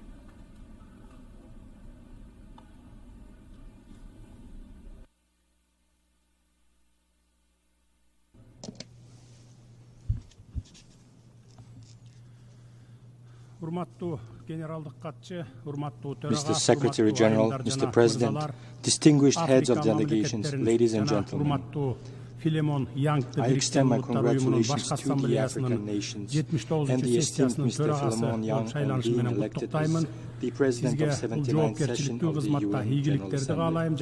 I wish you success in the important and assure you that Kyrgyzstan will provide full support to your presidency in the interest of peace and sustainable development.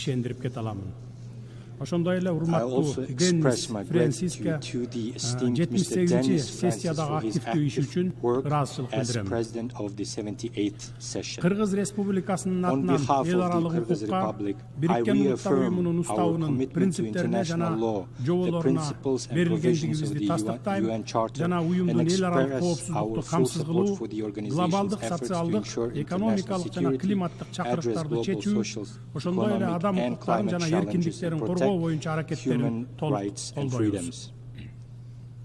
The modern global challenges such as the climate crisis, food security threats, and growing inequality require the united efforts of the international community. In this turbulent period, I urge all states to continue supporting the UN in its core mission, ensuring peace and preventing contemporary risks and threats.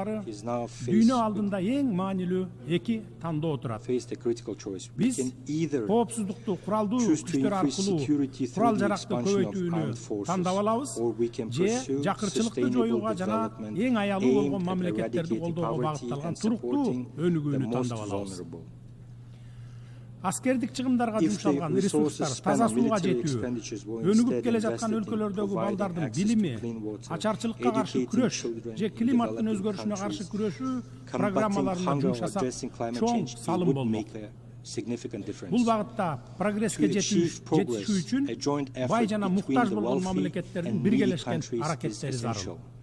Биринчиден, өнүккөн мамлекеттер муктаж өлкөлөргө финансылык жардамды көбөйтүп гана тим болбостон, аны максаттуу жана инфраструктуралык долбоорлор менен социалдык өнүгүүгө багытташы керек. Экинчиден, муктаж өлкөлөр уктап жатпай туруктуу өнүгүү боюнча эл аралык демилгелерге активдүү катышып, берилген ресурстарды туш келди чачпай, натыйжалуу пайдалануу боюнча милдеттенмелерди өз моюндарына алышы керек. Үчүнчүдөн, заманбап технологияларды бай өлкөлөрдөн муктаж өлкөлөргө өткөрүү маанилүү. Бул муктаж өлкөлөрдүн экономикасын өз алдынча өнүктүрүүгө жана тышкы жардамга көз карандылыкты азайтууга мүмкүндүк берет. Бүгүнкү күндө геосаясий чыр-чатактар коргонуу чыгымдарын көбөйтүүнү талап кылбастан, аларды чечүү үчүн эл аралык кызматташтыктагы маанилүү болуп жатканын байкоодобуз. Эгерде дүйнөлүк коомчулук ресурстарды адилеттүү бөлүштүрүү, аялуу мамлекеттерге жардам берүү жана куралдуу кагылышуулардын себептерин жоюу үчүн күчтөрүн бириктире алса, анда биз коопсуз жана гүлдөгөн дүйнөнү түзө алабыз. Эгерде биз согушка эмес, кедей адамдарга, жакыр өлкөлөргө инвестиция жасай алсак, курал жаракка эмес, билимге, медицинага жана туруктуу өнүгүүгө каражат салсак, гүлдөгөн дүйнөнү сөзсүз курабыз. Глобалдык коопсуздуктун приоритеттерин кайрадан карап чыгуунун мезгили келди. Коопсуздук бул күчтүү армиялардын жана массалык кыргын куралдарынын болушу гана эмес. Чыныгы коопсуздук элдердин ишеними, теңчилиги жана гүлдөө өсүүсү аркылуу жетишет. Муктаж өлкөлөрдүн келечегине инвестиция салып, аларга жакырчылыкка каршы күрөшүүгө жардам берип, туруктуу өсүү үчүн мүмкүнчүлүктөрдү түзсөк, биз туруктуу жана коопсуз дүйнөнү сөзсүз кура алабыз. Бул контекстте мен глобалдык түштүктүн туруктуу өнүгүүсүнө жана биринчи кезекте эң өнүкпөгөн өлкөлөрдүн, деңизге чыгууга мүмкүнчүлүгү жок, жаңыдан өнүгүп келе жаткан өлкөлөрдүн жана өнүгүп келе жаткан чакан арал мамлекеттеринин кызыкчылыктарын коргоого эл аралык коомчулук көбүрөөк көңүл бурушун маанилүү жана адилеттүү деп эсептеймин. Урматтуу кесиптештер, биздин планетанын жашоосуна коркунуч келтирген эң кооптуу чакырыктардын бири болуп климаттын өзгөрүшү саналат. Ал күн сайын тездеп, дээрлик бардык өлкөлөрдү жана элдерди камтып келе жатат. Мөңгүлөрдүн тез эриши, табигый катаклизмдердин көбөйүшү жана тоолуу экосистемалардагы суу ресурстарынын азайышы терең тынчсызданууну жаратууда. Бул терс кесепетте жергиликтүү жамааттардын жашоосуна коркунуч туудурат, жакырчылыктын деңгээлинин жогорулашына, инфраструктуранын абалынын начарлашына жана өлкөлөрдүн экономикасына олуттуу зыян келтирет. Кыргызстан 3 эсе чакырык алдында турат. Бул өнүгүүгө инвестиция салуу, жакырчылыкты азайтуу жана климаттын өзгөрүшүнө адаптациялоо муктаждыгы менен көмүртек нейтралдуулугуна жетүү. Бул багыттардын ар бири биздин өлкө жана аялуу жамааттар үчүн климаттык туруктуулукту камсыздоо контекстинде өзгөчө каржылоону талап кылат. Биз өнөктөштөрүбүз менен биргеликте иш алып барып, ийгиликке жетүүгө бекем ниеттенип жатабыз. Кыргызстан жашыл экономикага карыз алмашуу механизмин күчөтүп жана бардык жерде жайылтууну сунуштайт. Бул аркылуу өнүгүп келе жаткан жана азыраак өнүккөн өлкөлөргө климаттын өзгөрүшүнө каршы биргелешип күрөшүүгө жардам болот деп эсептейбиз. Кыргызстан Бириккен Улуттар Уюмунун башкы катчысын эл аралык финансылык архитектураны реформалоо жана өнүгүп келе жаткан өлкөлөрдүн карыз жүгүн азайтуу зарылдыгы боюнча позициясын колдойт. Ошондой эле биз тышкы карызды климаттык жана туруктуу өнүгүү долбоорлоруна алмаштыруу механизмин сунуштап, тоолуу аймактардагы экологиялык долбоорлорду каржылай турган климаттык трасттык фонд түзүү боюнча иш алып барабыз. Кыргыз Республикасы өзүнүн улуттук саясатын ишке ашырууда климаттык маселелерге өзгөчө көңүл бурат жана жашыл өнүгүү принциптерине негизденип, 2050 жылга чейин көмүртек нейтралдуулугуна жетүү үчүн амбициялуу максатты алдыга койгонбуз. Энергиябыздын 95%дан ашыгы негизинен гидроэлектростанциялар аркылуу өндүрүлөт. Алар нөлдүк эмиссия максатына жетүү жолундагы негизги кыймылдаткыч болуп саналат. Биздин өлкөбүз экономикабыздын ар кандай тармактарында кайра жаралуучу энергия булактарын интеграциялоо, электр унаа инфраструктурасын өнүктүрүү, туруктуу айыл чарбасы жана экотуризмди өнүктүрүү үчүн чоң мүмкүнчүлүктөргө ээ. Биз We are электромобилдерди actively колдонууну taking measures to стимулдаштыруу encourage жана the use of имараттардын electric энергия vehicles and натыйжалуулугун improve жогорулатуу the energy боюнча of активдүү efficiency of чараларды көрүп buildings. жатабыз. Мен биздин I жашыл would like to келечекти provide just куруу one example аракетибиздин of бир our эле commitment мисалын to келтиргим building a келет. green future. Неом, Маздар Сити, Projects such as Вестерн Neom, Харбор, Masdar City, Солнечная Western долина Harbor, and Solar сыяктуу Valley туруктуу that өнүгүүгө are focused багытталган on sustainable акылдуу шаар development are долбоорлору being ишке ашыруу implemented and successfully ийгиликтүү developed. өнүгүүдө. Бул The өлкөлөрдүн dreams of the элинин people in кыялдары these ишке ашып, countries have come бизге да true and үлгү serve болду. as an example for Биз us as быйыл well. Ысык We көлдүн have жээгинде begun заманбап жана constructing the modern инновациялык and Асман innovative жашыл city of шаарын курууну Asman баштадык. on the shores of Келерки Lake жылы Кемин Sukkur. жашыл шаарын Next year we will баштайбыз. start building the city of Kemin. Биз жашыл шаарларды We курууга are striving to умтулабыз. create Алар green биздин cities that өлкөнүн will serve башка as a аймактарына model for үлгү other болуп, regions of келечек our муундар country, үчүн таза helping to жаратылышты preserve the сактоого natural көмөктөшөт. environment for Жана future ошондой эле generations. менин ишенимим күч. I firmly Аталган believe that шаарлар this city will экономикалык, become an соода, economic, trade, маданий, cultural, туристтик tourist хаб hub, болуп, as well as center инновациялар for жана жаңы innovation and new технологиялардын technologies. борбору болот. Борбордук Азия Central Asia is глобалдык becoming an коопсуздук жана important дүйнөлүк region in экономика terms үчүн of global маанилүү security and the регионго world айланууда. economy. Кыргызстан коңшу Kyrgyzstan, мамлекеттер together with менен its neighboring биргеликте states, региондун туруктуу continues to өнүгүүсү work on the боюнча ишин sustainable улантууда. development of the region.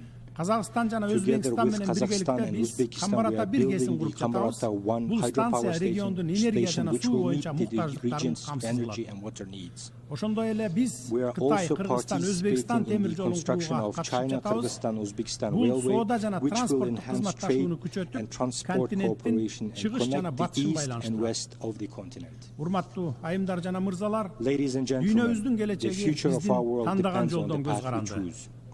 Биз We should курал not жаракка чыгымдарды increase military көбөйтүүгө, spending, кагылышуулар leading to further менен escalation of алааматтардын conflicts and курчушуна disasters. жол бербешибиз керек. Instead, Бардыгы үчүн адилеттүү, we must коопсуз direct жана our гүлдөгөн efforts дүйнөнү towards курууга building a күч just, safe and аракетибизди prosperous world багыттообуз for зарыл. all. Бүгүнкү тандаган Our жолубуз choice today will эртеңки күндү determine what келечек муундар tomorrow үчүн will be кандай like for болоорун our аныктайт. future generations. Баарыбыз эл We аралык all чыңалууну need to жеңилдетүү ease керекпиз. international tensions. Кыргыз Республикасы The Бириккен Kyrgyz Улуттар Republic уюмунун is ready башкы to support the ассамблеясынын жана efforts of UN коопсуздук General кеңешинин Assembly туруктуу and дүйнө Security тартибин Council орнотууга aimed жана at туруктуу establishing a өнүгүү stable максаттарына world жетүүгө order and багытталган achieving аракеттерине sustainable development колдоо goals, көрсөтүүгө, as well as to ошондой эле contribute to глобалдык the чакырыктар менен international community's коркунучтарды joint чечүү үчүн efforts эл to аралык address коомчулуктун global биргелешкен аракеттерине өз challenges салымын and threats. кошууга даяр. Ошол эле учурда биз At the same time, we propose our candidacy for 2027 жылдарга non-permanent membership Бириккен in Улуттар the UN уюмунун Security коопсуздук Council кеңешинин for the years туруктуу эмес мүчөлүгүнө өз 2027-2028. талапкерлигибизди сунуштайбыз. Кыргыз Республикасы бул негизги органга эч качан шайланбаган өлкө катары 2026 жылдын июнь айында Нью-Йорк шаарында өтүп турган шайлоолордо сиздердин колдооңуздарды үмүт артабыз. Кыргызстан шайланган учурда кеңештин ишинин натыйжалуулугун жана ачык айкындуулугун жогорулатуу, ошондой эле анын курамын аймактык өкүлчүлүктүн тең салмактуулугун эске алуу менен кеңейтүү ишин улантат. Африка өлкөлөрүнүн коопсуздук кеңешиндеги өкүлчүлүгүнүн жетишсиздигин оңдоо жана Кыргызстанды кошкондо 60 мамлекеттин эч качан коопсуздук кеңешине шайланбагандыгын эске алып, тарыхый адилетсиздикти жоюу убактысы келди.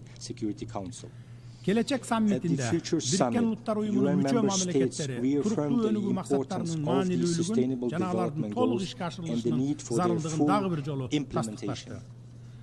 Кыргызстан 2030 жылга чейинки глобалдык туруктуу өнүгүү күн тартибине бекем берилген бойдон кала берет жана биздин жетишкендиктер, улуттук артыкчылыктар жана каржылык мүмкүнчүлүктөрдү эске алуу менен максаттарга жетүү боюнча бекем ниетибизди тастыктайт. Бириккен Улуттар уюмунун туруктуу өнүгүү максаттары Кыргызстандын 2040 жылга чейинки улуттук өнүгүү стратегиясына интеграцияланган. Бул стратегия туруктуу экономикалык жана социалдык өнүгүүгө, санариптештирүүгө, ишкердикке, ошондой эле учурдагы жана келечектеги буундар үчүн инновациялык жана экологиялык жактан таза технологияларды киргизүүгө мүмкүнчүлүк берет. Ушул жылдын 22-июлунда жеке ишкерлер менен чет өлкөлүк инвесторлордун укуктарын жана каражаттарын коргоо боюнча мыйзам кабыл алдык. Бул мыйзам инвесторлордун ишкердик жактан коргоо боюнча тиешелүү чараларды көрүүнү аныктайт. Ошондой эле бул мыйзамда тиешелүү мамлекеттик кызматкерлерди жазалоо чаралары да каралган. illegally and unjustly refusing state registration, illegally and unjustly denying the issuance of a license, unjustly and unlawfully restricting business activities, unjustly and unlawfully interfering with the activities of investors and private entrepreneurs. Severe penalties are imposed for the aforementioned violations. This includes imprisonment for 2 to 5 years, confiscation of property, or large fines. Next year, our country will present its national voluntary review on the implementation of the SDGs. We are ready to share our experience, discuss the results achieved, and continue striving to be among the 30 countries in the world in implementing SDGs by 2030. As a mountainous country, Kyrgyzstan has drawn global attention to the challenges of sustainable development in mountainous regions since the 2000s. Through our initiative and with broad support from mountainous countries, the 5-year action for development of mountain regions program is being implemented for 2023 until 2027. I invite all nations to actively participate in this program. I also invite you to take part in the second Global Mountain Summit, Bishkek Plus 25 in 2027, where the results of the 5 years of Mountain Regions Initiative will be summarized. In addition, we are promoting the initiative to include the global dialogue on mountains and climate in the UN Annual Climate Change Conference agenda. Kyrgyzstan is actively working to protect the snow leopard, a symbol of long-term sustainable development in the region. In December 2023, the snow leopard was recognized as a national symbol of Kyrgyzstan. Together with 11 other countries within its habitat, we are working to protect this unique animal. In this regard, I am proud to announce that a resolution to declare International Snow Leopard Day will be introduced to the UN General Assembly, and I urge all nations to support this initiative. The inhabitants of mountainous regions face daily challenges such as water shortages, food insecurity, poverty, and lack of access to basic services. These countries should not be left alone with their problems. We call on the global community to take active steps to address these issues. Dear colleagues, ladies and gentlemen, the time has come for the international community to build a new consensus based on trust and the interest of all nations. In conclusion, I would like to share the following words from Manas epic, which embodies the profound depth of friendship, unity, and solidarity among people. Let us unite our strength as one head from one shoulder and one hand from one sleeve. Where there is unity, there is prosperity. Thank you very much for your attention. On behalf of the Assembly, I wish to thank the President of the Kyrgyz Republic. The Assembly will hear an address by His Excellency Javier Gerardo Milei, President of the Argentine Republic. I request protocol to escort His Excellency and invite him to address the Assembly.